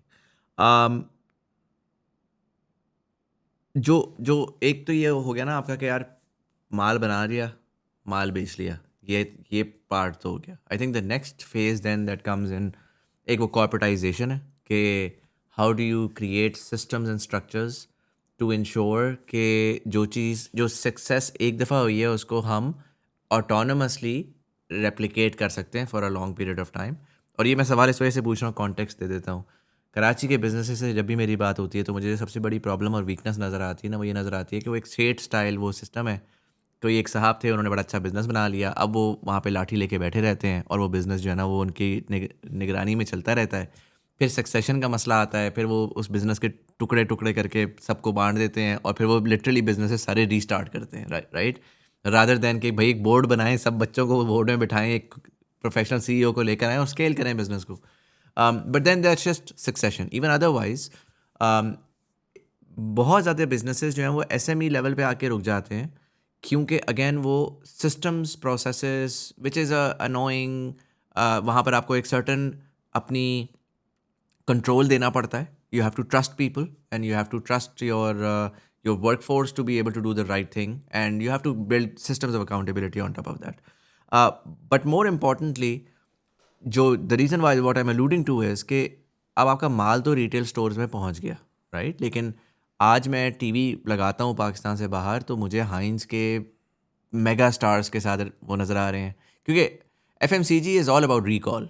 कि मैं ठीक है, flavour is one thing but there is so much variety now कि अगर मुझे constantly add service होता रहेगा हाइंस का या इसका या उसका, तो मैं दैट्स द मोर लाइकली वो जो मैं उठाऊँगा. और चूँकि अब काफ़ी जगहों के ऊपर grocery is also becoming online, तो जो ब्रांड रिकॉल है मैं सर्च ही उसको करता हूँ. पहले वक्त में अगर मैं शेल्फ पे जाता था तो शेल्फ पे जा कर के I would look at 10 things, price point would make a buying decision, और बहुत सारी चीज़ें मुझे करवाएंगी, नई इंटरेस्टिंग ब्रांडिंग आ रही है मैं उठा लूँगा. अब अगर मेरे पास ब्रांड रिकॉल एक पर्टिकुलर प्रोडक्ट की है, मैं वही उठाऊंगा, मैं जाऊंगा, मैं सर्च करूंगा, मैं वो लूंगा, ऐड टू कार्ट करूंगा, आगे निकल जाऊंगा. So have you started thinking about कि यार जो ब्रांड बिल्डिंग है, मेरी बेस तो हो गई, फाउंडेशनल लेयर तो मैंने पूरी फिगर आउट कर ली, which in itself has been a monumental task, but अब मैंने इसका ब्रांड किस तरह बिल्ड करना है globally. Yeah, I'll address both the things that you asked. So basically, Dipit में I think during COVID, I realized कि यार ये जो मैं decision making कर रहा हूँ, मे बी इसमें से शायद कुछ सही हो, कुछ hindsight में शायद सही ना हो. You know, इंसान है, गलती हो जाती है. Sometimes when you are attached too much to the baby, then maybe you are biased also. You know, sometimes then you pick the wrong thing. So I thought, there has to be an accountability on me also, because a lot of people jobs are associated with me. There's a lot of things associated with me. So मेरी accountability किसी को भी नहीं थी, मैं किसी को भी जवाबदेह नहीं था. So I thought यार ये स्ट्रक्चर सही नहीं है, मुझे गलती, एक तो पहली मेरी accountability होनी चाहिए, दूसरा जितना मुझे आता था या जितना मैंने सीखा था उतना तो मैंने कर लिया, अब आगे शायद मुझे भी नहीं आता, तो मुझे भी सीखने की ज़रूरत है किसी से. So what I did I think during COVID days was that we formed a board. अब board में board members normally there's a numeration to it. So मेरे पास तो numeration के पैसे नहीं थे, तो हमने बोला कि यार ये क्या करें. तो फिर what I did was कि मेरे 2 bosses रह चुके हैं, 3. So उनको मैंने बोला भाई आप ना हमारा board बन जाए, क्यों, एक उनमें से दो यूनिलीवर हेड कर चुके थे, एक रैकेट हेड कर चुके थे. तो मैं बोला भाई आप हमारे बोर्ड मेंबर बन जाए, पैसे तो हम आपको दे नहीं सकते, लेकिन दुआएं और सॉसेस जरूर दे देंगे हम आपको. They were kind enough, they all agree, they said हाँ कोई नहीं, हम करेंगे. And since 2022 they have been the guiding force for me, and they have been vigilant,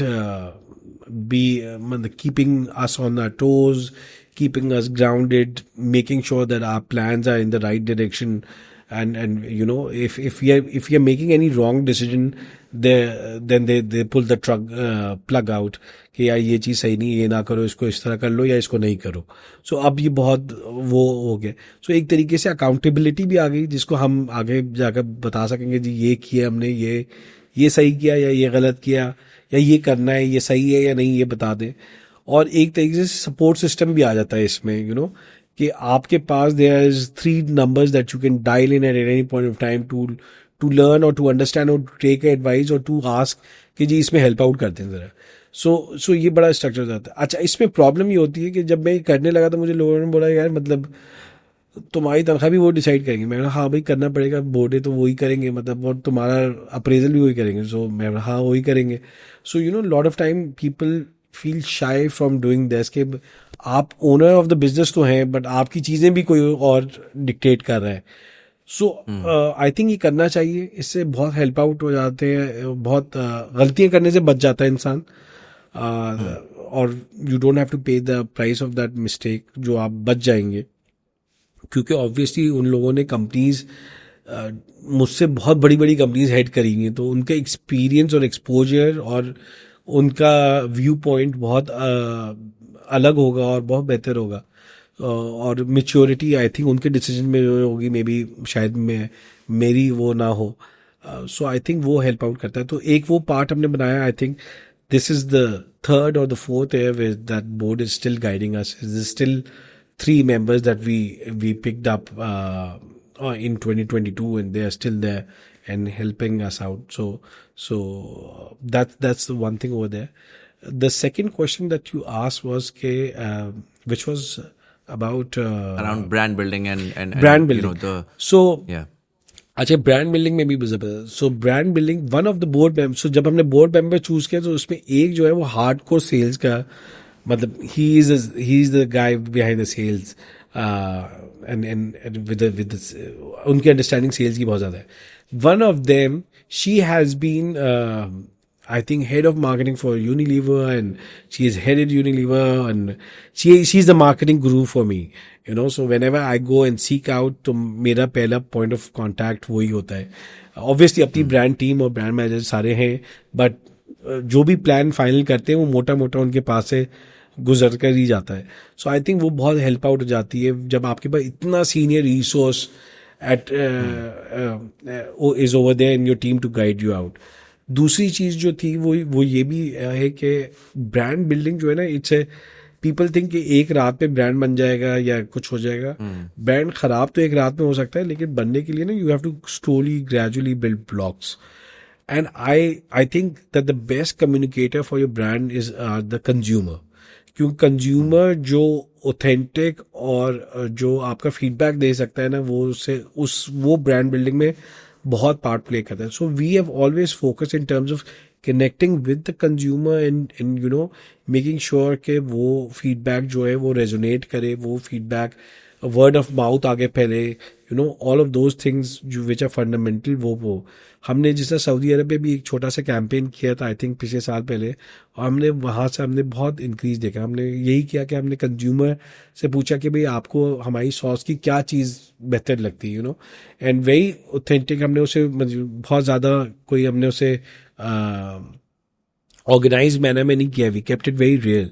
so I think वो बहुत हेल्प आउट करता है. And then there were few things that we did in terms of brand building. We made sure that the quality stays the same, the premium packaging, the premium feeling of the product जो day one से वो compromise कहीं पर भी ना हो, और जो ब्रांड की वैल्यूज़ हैं जिस पर स्टैंड करते हैं उस पर हम कहीं पर कॉम्प्रोमाइज़ ना करें. सो उसको कर और एक हमारा फाउंडिंग पिलर है इनोवेशन. हम इनोवेशन को कभी पीछे ना हटें उससे, and we keep on innovating every year. If you go on the shelf every year you will find 2 new products from Dip It, because food cycle change हो रहा है. अगर आप एक बर्गर खाते थे तो अब आप वो बर्गर पूरी जिंदगी नहीं खा सकते. अगर मैं मिस्टर बर्गर खाकर बड़ा हुआ हूँ, या यू नो अगर इस्लामाबाद वाले पापा सैलेस का पिज़्ज़ा खाकर बड़े हुए हैं, तो अब यू नो उसने कुछ करना पड़ेगा, उसे इनोवेशन कुछ ना कुछ लानी पड़ेगी, क्यों अब उससे काम चलने वाला नहीं है. So we keep on working on those basic pillars जो है, and try to you know build the brand through them. Where do you think you go from here? So, in a lot of ways, जो एक ordinary mind है वो कहेगा कि यार आपने तो कॉन्कर कर लिया सारा, आपने लोकल मार्केट भी कॉन्कर कर लिया, आपने काफ़ी हद तक वो भी कर लिया. Yes, it's a number game. Numbers आप मल्टीप्लाई करते रहें, आप 32 को 60 कर लें, आप एक्स अमाउंट ऑफ रेवेन्यू को वाई अमाउंट पे ले जाएं. But is there something that excites you? And particularly the reason why I'm asking this question is I have a friend who does quite a big name in fashion industry. अच्छा, उसका भी यही था कि वो जो उसने शुरू किया था ना, वो हालांकि वो बिजनेस फैमिली थी, सारा कुछ था, बट उसने शुरू किया था बिकॉज उसको एक प्रॉब्लम नज़र आ रही थी. उसने कहा यार ये मुझे ये चीज़ चाहिए, मुझे अपने लिए चाहिए, तो मैं इसको उसमें भी कन्वर्ट कर देता हूँ. तो काफ़ी दफ़ा जब बस बिजनेस एज़ यूजुअल होता है ना, तो मैं उससे बात करता हूँ तो ये कहता है यार मैं सोच रहा हूँ कि मैं क्या करूँ, मैं बेच दूँ, मज़ा नहीं आ रहा. क्योंकि मज़ा उसका जो है ना वो आता है in solving problems, you know, like solving something new. And so as a founder, I'm curious कि now it seems like कि अब वो एक बड़ी sort of standardized किस्म की, corporatized किस्म की growth है, वो आपने day in day out वो करना है. Yes, you're innovating, but it's also like a standardized cycle of innovation. What would be your 5-year, 10-year roadmap? Not just standard, अच्छा जी हमने इतना बढ़ाना है, but rather something that excites you. Something that you're actively looking forward to, considering how organically passionate you've been about this and the way that you've made it grow. I think देखो इसके in my view 2 जवाब है. एक तो है ना वो vision और मिशन जो होता है हर ऑर्गेनाइजेशन का. तो अगर वो तुम हमारा देखोगे तो हमारा, मुझे लगता है हमने बहुत एक मोन्यूमेंटल चीज़ अपने लिए सोची है. हमारा विजन ये कहता है कि जी we have to be on every dining table across the globe.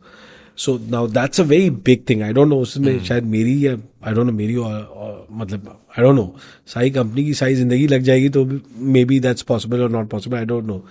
But that's what we are seeking out, right.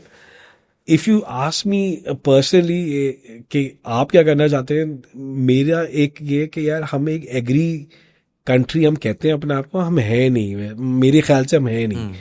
हमें बहुत सारी चीज़ें एग्री में करनी है जो कि हमने नहीं करी हुई. I think there's lot of inputs, like for example मैं तुम्हें एग्जाम्पल देता हूँ. I was in Poland में हमारे एक डिस्ट्रीब्यूटर आए पोलैंड से. वो मुझे बोलते हैं यार हमारा पाकिस्तानी आम बहुत अच्छा है, लेकिन पोलैंड में एक अल्फांसो, एक ये इंडियन आम है, वो मिल रहा है, तो चौसा नहीं मिल सकता हमें। तो मैं भाई यार ये क्यों नहीं मिल सकता भाई, हमारा तो आम सबसे अच्छा है, हम बनाते हैं, हम तो मैंगो हैबिनेरो सॉस आम अपने आम से बनाते हैं, तो आपको क्यों नहीं मिल सकता? And then he told me कि ये मसला है। मैंने ये इनसे बात की, ये सबसे बड़े मैंगो के प्रोड्यूसर है पाकिस्तान के, इन्होंने बोला घर भाग जाओ, कुछ नहीं हो सकता तुम्हारा, lot of this. And I said ये वाला आपका मसला ना हल करेंगे। So I still think this. For example आप यूएस में हो, ठीक है, अगर तुमको मतलब तुम यूएस वालों को आम ही नहीं मिलता, आम मिलता है $5 का आम मिलता है एक, अब मतलब ये नहीं हो सकता ना। अगर मेरे बच्चे बोले कि यार मुझे हर वक्त आम खाना है, जैसे यहाँ पर खा रहे होते हैं, वहां पर खाना थोड़ा सा ट्रिकी हो जाता है, राइट? बट ये हम क्यों नहीं कर सकते, ये प्रॉब्लम सॉल्व क्यों नहीं कर सकते? हमारा आम वहां पर, मतलब अगर आपको चौसा का सिरप या कुछ और इस तरह का मिल जाए, इज लाइक अ पेस्ट और puree, you can use it in whatever mango lassi or mango shake or whatever you want to make. You can make it across the year. So I think I can add a lot of value on these kind of thing, which will help the country and which will help the consumer both. So इस तरह की चीजें, I think this is something very exciting also. तो मुझे ये excite भी करेगा. So I want to That's what I'd solve be these kind curious of about. problems. कि जो आपका ओवरऑल डीएनए बन चुका है वो बहुत मल्टी फैसेटेड किस्म का है। और मैं उसको, what I mean by that is, few days ago I was discussing with my brother, तो ही टॉक्ड अबाउट कि भाई have you heard of this Honey, मुझे एग्जैक्टली उसका नाम नहीं याद, न्यूजीलैंड से एक पर्टिकुलर हनी आता है, हाँ, और उसका जो है ना वो उसका एक इंडिकेटर होता है 850 550, और वो उसके हिसाब से उसकी जो मेडिसिनल वैल्यू है वो निकाली जाती है। अच्छा, वो हनी आप लेकर आए ना, तो वो 1 किलो कोई $250-300 का मिलता है। yes, और हमने बैक ट्रैक किया तो पता लगा कि जी और वो है ही न्यूजीलैंड का हनी, क्योंकि वो एक पर्टिकुलर पौधे से निकलता है। अच्छा, वो my brother got into that rabbit hole, he is a big honey buff. तो उन्होंने जब वो करना शुरू किया, उन्होंने कहा कि यार न्यूजीलैंड और यमन के 2 इलाकों के हनी हैं जो कि गोल्ड स्टैंडर्ड है। इवन अगर आप दुबई भी जाएं तो वहाँ पर यमन का हनी बहुत ज़्यादा आपको एक्सपेंसिव और बड़ा लग्जरी प्रोडक्ट के तौर पे मिलता है। अच्छा, यमन में जो बन रहा है, आई थिंक सिदर का दरख्त होता है या कौन सा होता है, वो एग्जैक्ट हनी पाकिस्तान में प्रोड्यूस हो रहा है। और पाकिस्तान में उसकी कॉस्ट, अगर मैं रिटेल पे जाके दुबई की निकालूं और मैं पाकिस्तान की निकालूं, पाकिस्तान में 1/10 का मिल रहा है, राइट? फ़र्क ये है कि न्यूजीलैंड और यमन, हालांकि यमन तो बेचारी वॉर टॉर्न कंट्री हुई भी है, लेकिन यमन का जो हनी बिक रहा है उसकी लैब टेस्टिंग हुई भी है, उसके नीचे उन्होंने पूरा ब्रांडिंग करके उसका साइंस पूरी निकाली भी है कि जी ये इतनी वेटेज का है, इतना ये है, इतना ये, इतना ये, उसके हिसाब से ब्रांडिंग करके उन्होंने वो बेच रहे हैं। पाकिस्तानी हनी बस वो यही है, वो फार्म से आता है, किसी ने बस ये बता दिया कौन सी टाइप का है, बोतल में बंद किया और बस वो बेच रहे हैं बैठे हुए। तो मैं उनसे यही बात करता, मैंने कहा यार there is such a crazy opportunity for importing. आपका पूरा अमेजोन पाकिस्तानी चला रहा है बैठा हुआ, मतलब पाकिस्तानी बहुत टैलेंट है, अमेजोन पे न्यूजीलैंड का हनी बेची जा रहा है। वजह क्या है कि nobody has been able to figure out कि यार how do I test, how do I get the certification, how do I get the FDA approval, and how do I bring the Pakistani honey here. Once I have done that, तो selling it is you have the online distribution network जो कि पूरा exist करता है। And that's just one product. There are a billion other products like you mentioned. अब आपने distribution भी figure out कर ली है, आपने उसको बहुत सारी चीज़ें आपने उस तरह से फिगर आउट कर ली हैं सप्लाई चेन की। Would you stick to, as you're growing and you'd want to solve that problem, would you stick to the sauce DNA that you have? या would you say कि okay, I mean you said mango, but then you said कि मैं उसका sauce में convert करके मैं उसको निकाल दूँ, right? Would you actually try to solve that problem in seemingly other areas as well, जो कि फॉर एग्जाम्पल है तो फूड ही या एग्री प्रोडक्ट है, but it's not necessarily sauce, it's leveraging on your previous experience of कि यार मैंने यहाँ से एक्सपोर्ट को किस तरह मैनेज करना है, मैंने वहाँ पे इम्पोर्ट को किस तरह मैनेज करना है, मैंने वहाँ पे डिस्ट्रीब्यूशन किस तरह करनी है। एंड आई फील लाइक कि दैट पार्ट ऑफ पाकिस्तान, ये चाहे आप सॉल्ट को देख लें, क्रैपी तरीन ब्रांडिंग होती है, पाकिस्तानी सॉल्ट इंडिया से रीब्रांड होके बेहतरीन बिक रहा है। आपका राइस इसी तरह चल रहा है, लिक्विड ब्रांड का प्रॉब्लम है, प्रोडक्ट वही है। Honey I just mentioned.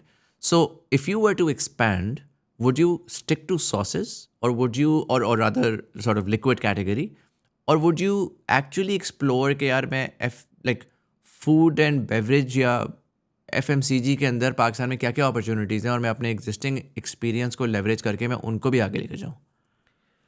देखो, I will address both the thing. जो the problem that you have point out ना, this is the problem that we have scene.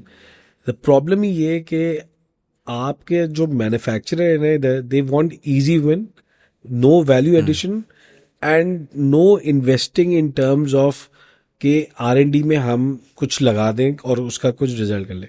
So easy value क्या है, easy no value add क्या है कि जी नमक लो, काला वो पिंक सॉल्ट और आगे भेज दो, दुबई भेज दो, दुबई में उसका या फिर उसका वो लैम्प बना दो या उसको पीस दो. हाँ उसमें से हाँ, हमने और कोई पीस मेडिसिनल के बोरियों में डाल के पीस भेज को दो, बोरी में मतलब डालो, वो आगे भेज दो. आगे जाकर वो उसका पैक इतनी अच्छी जार में आप दुबई में पैकिंग कराएं और आप डॉलर रामा को बेचें या डॉलर जनरल को बेचें, हाँ ठीक है, $1 का. हाँ ये हमने नहीं करना. हमने सिर्फ उसे पीसना है और आगे जो बोरी के हिसाब से ले लेगा वो कर देना है. Because we don't want to invest in terms of value added, क्योंकि उसमें टाइम लगेगा, उसमें थोड़ी सी मेहनत ज्यादा लगेगी. सो वो दिमाग काम हमने लगेगा। करना, दिमाग लगेगा, ये वाला काम हमने करना नहीं है. सो इसी तरह ये एक तो R&D में हम इन्वेस्ट नहीं करते और ये वाला काम नहीं करते. दूसरा प्रॉब्लम ये है कि जो एक बंदा कर रहा है ना वो सब कर लें, क्योंकि उसने वो सॉर्ट आउट कर दिया होता है ना मैकेनिज्म. तो आप वो कर ले अपनी तरफ से, नया उसमें ना चीज ऐड नहीं करनी, वैल्यू ऐड नहीं करनी.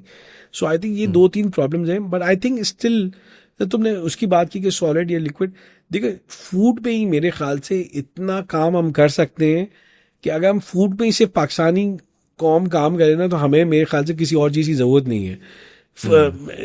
I will just deviate from the topic. Food है, टूरिज्म है, अगर इन 2-3-4 चीज़ों में काम कर लें तो हमें शायद किसी की भी ज़रूरत नहीं है. बिकॉज इसमें बहुत काम हो सकता है और हम करते नहीं हैं. हम बहुत सारी चीज़ें बनाते हैं जो हम बेचते नहीं हैं, हम ज़ाया कर देते हैं. टमाटर एक साल में पाकिस्तान में ₹2 किलो भी मिलता है और उसी साल में ₹250 भी किलो मिलता है, क्योंकि ₹2 वाला हम सारा गधे घोड़ों को खिला देते हैं या ज़ाया कर देते हैं और फिर वो जब नहीं मिलता तो वो ₹250 किलो मिलता है. So there is lot of problem over here. But again these problems, these challenges are opportunities also. So somebody needs to come and invest and do the work, do the मेहनत वाला काम and convert them into no real but that's what I am opportunities saying. and work on it. सो फॉर एग्जांपल मैं कहता हूँ कि अगर मैं बहुत सिंपल करूँ, आपका विंग्स वाला था, आपने थोड़ी देर पहले भी बोला भी कि यार मैं फ्रोजन विंग्स कर लूँ या मैं नहीं करूँ तो भाई KNN ही कर ले, खुदा का वास्ते, right. And interestingly, I tried KNN in the US and they're producing it locally. And I think वो my understanding is कि उन्होंने यहाँ पे किसी थर्ड पार्टी फैक्ट्री को कॉन्ट्रैक्ट किया हुआ है कि यार ये रेसिपी है, इसको कर दो. तो वो it's really bad. And I actually saw कि Indian and Korean and all of these products are made in Korea और India. वो बहुत आराम से import हो रही हैं और उनका बेहतरीन बिक भी रहा है बिकॉज फ्लेवर एंड वो सारी चीज़ें यूनिक हैं to where they're from. If you, I mean, I understand you mentioned earlier कि मेरे पे 24 घंटे में उसमें क्या सब कुछ तो नहीं कर सकता ना. Like I'll do what I'm good at and I'll double down on that. But then you actually have the knowledge base that helps, that can be sort of expanded into other areas. So अगर मैं बहुत simple करूँ, मैं कहूँ यार even देसी communities जो कि जिस तरह शान का मसाला एक्सपोर्ट हो रहा है, नेशनल का मसाला एक्सपोर्ट हो रहा है, सॉसेज हो रही हैं, लेकिन जो आपका 10 million, you have like the third largest diaspora in the world, आप अगर उसी को ही देखें तो आपका मुझे ये समझ नहीं आता आज तक कि पाकिस्तानी फूड नॉट क्या कहलाता है, कुक करने वाला जो आपके डीप फ्राइंग वाला जो आइटम आता है कि नगेट्स और दिस और that, Pakistani food, actual food, right. वो निहारी वाली एक मैंने रिसेंटली ट्राई किया, वो एक कैन में आती है कराची में, वो भी कराची में ही बिकता है, वो पाकिस्तान में अप नॉर्थ भी नहीं आता. वो मुझे कराची में किसी ने ला के दिया, वो जाहिद निहारी थी क्या था, वो मैंने कुछ 2 महीने बाद खोल के, it was phenomenal and I was shook कि यार ये चीज़, आई मीन पहला तो ये पूरे पाकिस्तान में क्यों नहीं डिस्ट्रीब्यूट हो रही, दूसरा कि ये बाहर क्यों नहीं जा रही. लाइक बाहर तो मसला ये डबल इनकम सारी फैमिलीज़ हैं, ख्वार हुए में काम वाला है कोई नहीं, बाहर से तो रेस्टोरेंट्स में कर नहीं सकते, तो भाई खाना देसी है, at the end of the day taste but वही है. Why are people not haven't got it, and that's like such a huge missed opportunity. So I am curious, would you get into let's say other categories, क्या मुझे ये सारा हो गया, मैं food में घुस जाता हूँ, और if you are not getting it into yourself, would you be open to then partnering with people कि okay, we have a certain strength, you can come in, you drive this with us, we'll let's say invest, we'll use our supply chain and we'll partner कि मेरा focus fully उस पे ना जाए, but at least we can leverage on whatever we've built till now. अच्छा, इसमें maybe my point of view is different than yours, you know. What I would say is that, you know, एक हमारी expertise है और एक इंसान हर चीज नहीं कर सकता, right? I would be more than happy to help somebody out and let them do what they're doing and help them out कि यार या बेहतर किस तरह कर ले. मैं तुम्हें एग्जांपल देता हूँ इसकी. रिसेंटली ना चॉकलेट्स बहुत महंगे हो गए पाकिस्तान में. आई डोंट नो तुम कब से पाकिस्तान से गए हुए, but if you now try, इधर चॉकलेट्स बहुत महंगे हो गए. And somebody came to me and they make chocolates. So I asked them कि यार आप ना किटकैट या बाउंटी या मास जैसी चॉकलेट अच्छी क्यों नहीं बनाते? आपने ये खराब वाली चॉकलेट बनाना ही ज़रूरी है, अच्छी क्यों नहीं? वो बोला जी बिकती नहीं है. तो मैंने उनसे बोला कि आप कस्टम का डेटा निकलवाएं. तो उन्होंने बोला नहीं मेरे पास नहीं है. तो मैं बोला मैं आपको निकलवा कर देता हूँ. And I got it and I told them and I showed it to them. यार ये इतनी सारी बाहर से चॉकलेट्स आ रही हैं, ये तो वो हैं जो जो कागज़ पर आ रही हैं. इसके अलावा भी बहुत आती होंगी जो बाकी चैनल से आती हैं. पॉसिबली ज़्यादा ही उससे हाँ, आती होंगी. सो हाँ, पॉसिबली है कि बहुत ज़्यादा पॉसिबिलिटी कि इसकी डबल उधर से आती होंगी. So there is a lot of market there. मतलब 14 फेब को सारी दुनिया चॉकलेट ही दे रही होती है ना एक दूसरे को. So why can't you make a very good chocolate and you know and sell it out. There is a whole team, मतलब there is a whole market out there in your own country. And said कि आप हमें help out कर दें, आप हमके पास ये machinery, इस पर हम ट्रायल कर लें. एंड आई टोल्ड देम कि आप आए सैटरडे वाले, आप अपनी हमारी मशीनरी पर अपने ट्रायल्स करें. You know, if that can help you, why not. आप करें, अगर काम कर जाए तो आप ऐसी मशीन का हमसे कांटेक्ट लीजिएगा और आप खरीद लीजिएगा, whatever. So I would rather help these people out के यार you guys use us in whatever way and you set up your thing. क्योंकि आपकी चीज का अगर आपका अपना बेबी है तो आप उसकी जो टेक केयर करवाएंगे शायद मैं नहीं कर पाऊँ. एंड मे बी अगर मेरे नसीब में होगा तो मैं करूँगा, अगर आपके नसीब में तो why not you do it. And if you want any help we are there for you in any way possible. So I would say कि मतलब I'm open for you know helping people in terms of so that they don't face the same challenges what I faced, and if they can leverage on me, why not? मतलब why not? They don't have to go through the same path. I think अगर मैं कुछ कर सकता हूँ तो why not? और दूसरा पर्सपेक्टिव ये है कि मे बी अगर मैं उनके साथ पार्टनर कर लूँ, मे बी शायद मेरी टीम या मैं इतना फोकस ना करें जितना होना चाहिए, क्योंकि एक नई चीज़ पर एक स्पेशल अटेंशन और फोकस एंड केयर चाहिए होती है. So maybe that can help. And recently we did that in some way. So there used to be a company called Caramel. They make cookies and that. So we recently partnered, worked with them, and we said कि why not do it? Because I had my feeling कि you know जब मेरे parents बड़े हो रहे थे तो हम बेकरी से बिस्किट लिया करते थे. जब हम बड़े हो रहे थे तो हम ये मार्केट से लिया करते थे. And now my kids when I ask them कि मुझे बिस्किट्स के ब्रांड बताओ, 3-4 के अलावा उनको नाम नहीं पता थे. फिर मैंने उनसे पूछा मुझे कुकीज़ के नाम बताओ, तो उन्होंने मुझे कुछ 10 माचा से लेकर फलाना तक उन्होंने मुझे सब गिनवा दिया कि ये आता है, ये इस तरह का होता है, ये हरा होता है, ये लाल होता है, ये रेड वेलवेट है, ये फलाना है, ये है. So I thought you know there is a whole thing, you know eating pattern change हो रहा है, यू नो, कन्फेक्शनरी में या बिस्किट्स में या कुकीज़ में, whatever. So then we partnered with them and now we are working with them. So इस तरह की अगर कोई opportunity आती है which makes sense, which we think is out of our category but still it makes sense, then we would like to take that on board. But अगर कोई बंदा और भी अच्छा काम कर रहा है तो ज़रूरी नहीं हर चीज़ मैंने ही करनी है. If we can help them, why not?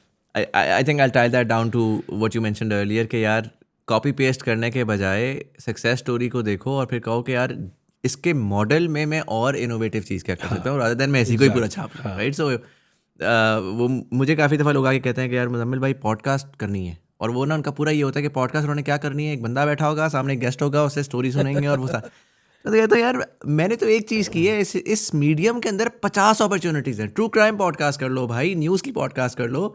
If you are seeing this as something that's successful, इस पे तो फर्स्ट मूवर एडवांटेज है वो तो मैं ले गया. इसी की कैटेगरी में 50 और हैं जिसमें तुम फर्स्ट मूवर हो जाओगे. तो जस्ट ट्राई टू बी थोड़ा एग्जिस्टिंग चीज़ को उठा के थोड़ा सा इनोवेट कर लो and you can suddenly you know stand out. अब तो आई थिंक यहाँ पर वो आपकी बात बिल्कुल दुरुस्त है कि if you're seeing success, you can actually leverage. And I think जो दूसरी चीज़ मुझे इंटरेस्टिंग नज़र आई है, क्योंकि आपको ज़िंदगी में ना possibly because of the karma, कि for your mother you moved back, some decisions that you took, you were able to gather good people that you could trust that helped you out. And so that I feel like there is a DNA of giving back, जो कि automatically I do believe Pakistan में बेचारे बड़े सारे लोग इतने मार खाए हुए होते हैं, इतना उनको धोखा हुआ होता है कि वो बड़े वेल गार्डेड से हो जाते हैं कि यार ना मैंने किसी से बात करनी है, ना मैंने किसी को हेल्प करना है. And unfortunately it ends up creating a very low trust society, and you can't really grow unless there is collaboration. In your story I'm hearing a ton of collaboration, चाहे वो डिस्ट्रीब्यूटर की हो, चाहे वो board members की हो, चाहे वो एडवाइजर्स की हो. I think without that collaboration you wouldn't have been able to reach the scales that you have today, where all these people that you had met and relationships that you had curated one way or the other at some point helped you out, probably in without expecting anything in return. I think देखो, अगर आपके challenge मतलब इसमें for example I will tell you कि मुझे एक साहब ने ना एक साहब के पास भेजा कि जब व्हेन आई वाज स्टार्टिंग डिपिट कि आप इनके पास चले जाएं, ये बहुत गुरु हैं, या मतलब इनका बहुत अच्छा काम है और वेट सॉसेस भी बनाते हैं वो. मैं उनके पास चला गया तो उन्होंने, और वो उनका बहुत अच्छा काम है माशाल्लाह, they are doing very well and they were doing very well at that time also. तो उन्होंने मुझे बोला बिठाकर, बड़े अच्छा उन्होंने मुझे चाय पिलाई और मुझे बोला बेटा जो तुम काम करना चाह रहे हो, ये काम अगर सही होता तो मैं कर लेता बहुत साल पहले. तो और मेरे पास तुम लम्स से पढ़ के आए, मेरे पास पूरी फौज है लम्स के लोगों की, और उनके पास थी वाकई में. मैं एक था, उनके पास 50-60 लोग काम करते थे लम्स के. तो मैं जब जाकर सोचा, मैं इतना डीमोटिवेट हो गया. मैं और आई रिमेम्बर माई वाइफ, हम दोनों ये सोच रहे थे कि यार ये तो बात तो सही है, मतलब हमसे ज़्यादा मतलब हम भी उतने ही सोच सकते हैं जितना इनके पास तो पूरी फौज है. मतलब हम जितना मैंने पढ़ा हुआ है उतना ही उन्होंने सबने पढ़ा हुआ है. तो कोई ऐसा है नहीं, 19-20 ही का फ़र्क होगा, अगर होगा तो वैसे है नहीं. सो आई गॉट रियली डीमोटिवेटेड और मैं 2-3 दिन तक I decided I will not do depend. पर मैं बोला यार अब तो मैंने इतना काम कर लिया, अगर अब नहीं करूँगा पागल हूँगा, let's just like do it. तो मैंने कर लिया and then it worked out. और फिर उन्होंने भी कॉपी कर लिया. सो इट्स गुड कि they learn something from us, but it's okay. So I think कि लोग डीमोटिवेट करते हैं, बट आप अगर if you think it's right then take your chances. And कभी कभार काम करेगा, कभी कभार नहीं भी करेगा, विच इज़ फाइन. जिंदगी में हर चीज़ तो काम करे, ये तो फिर बहुत बड़ा तुक्का हो जाएगा फिर. मतलब कभी कभार चीज़ें काम नहीं करती, which is fine. I think it's okay. They're good days, they're bad days. So it's okay. I think इतना डीमोटिवेट नहीं होना चाहिए, उतने सीरियस भी नहीं होना चाहिए. कभी कभार लोग ज़्यादा ही दिल पर ले जाते हैं, या आई डोंट नो. कभी कभार we launch a product, it doesn't work, it's okay, it doesn't work, so what. Yeah. Zishan bhai, I'm going to wrap this up. We're at the 1 hour 30 minute mark.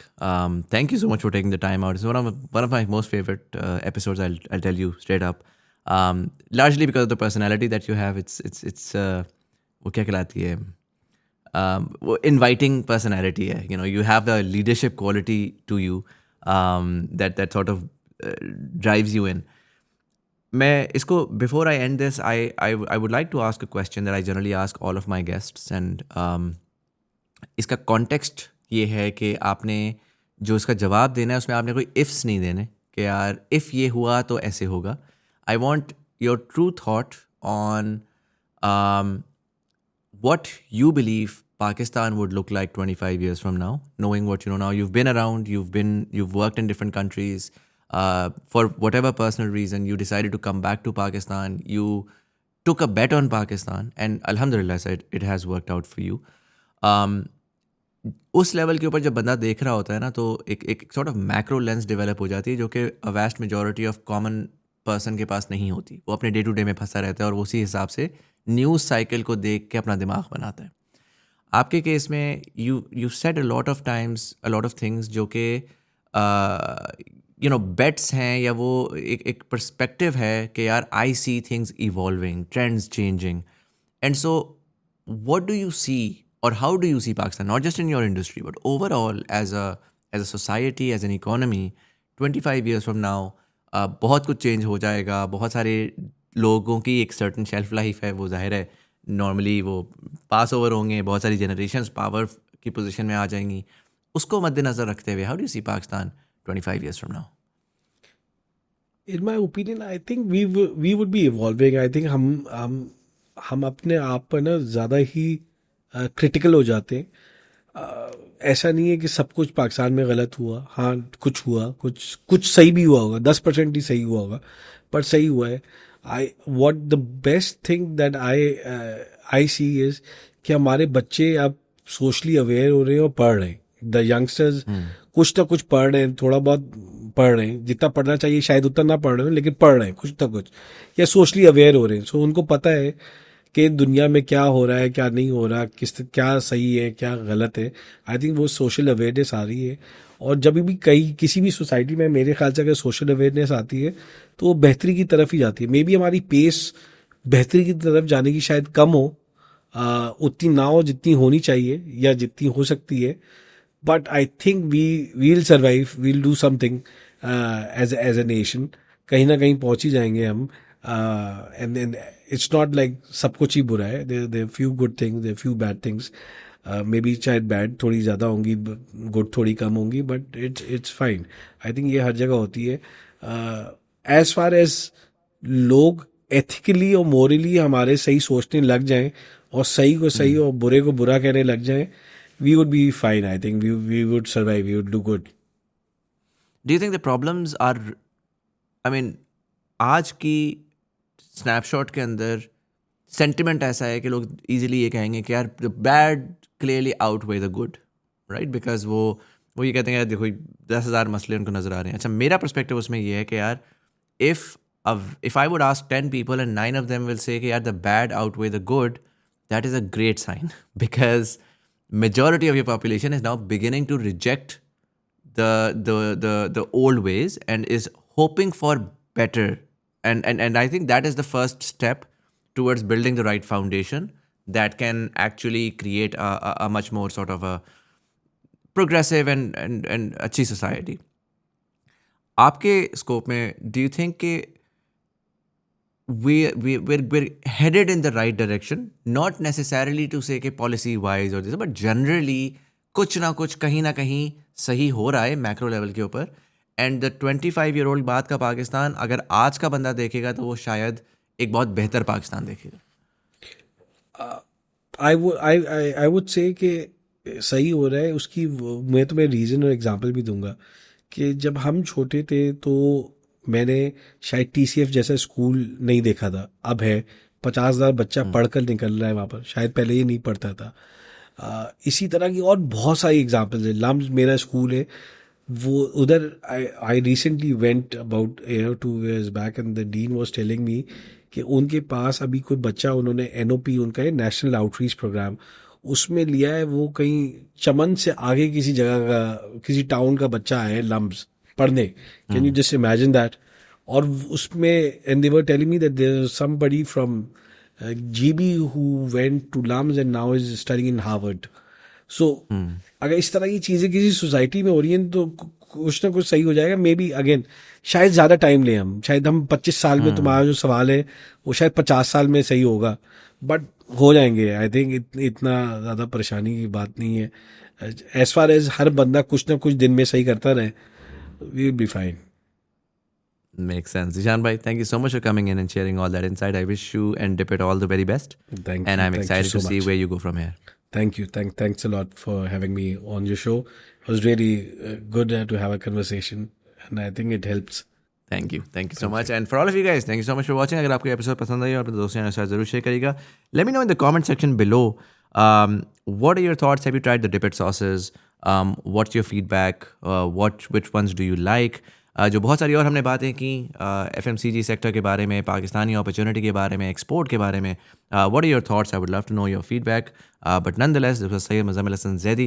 You're watching Thought Behind Things. Thank you so much for watching, and I'll see you in the next one.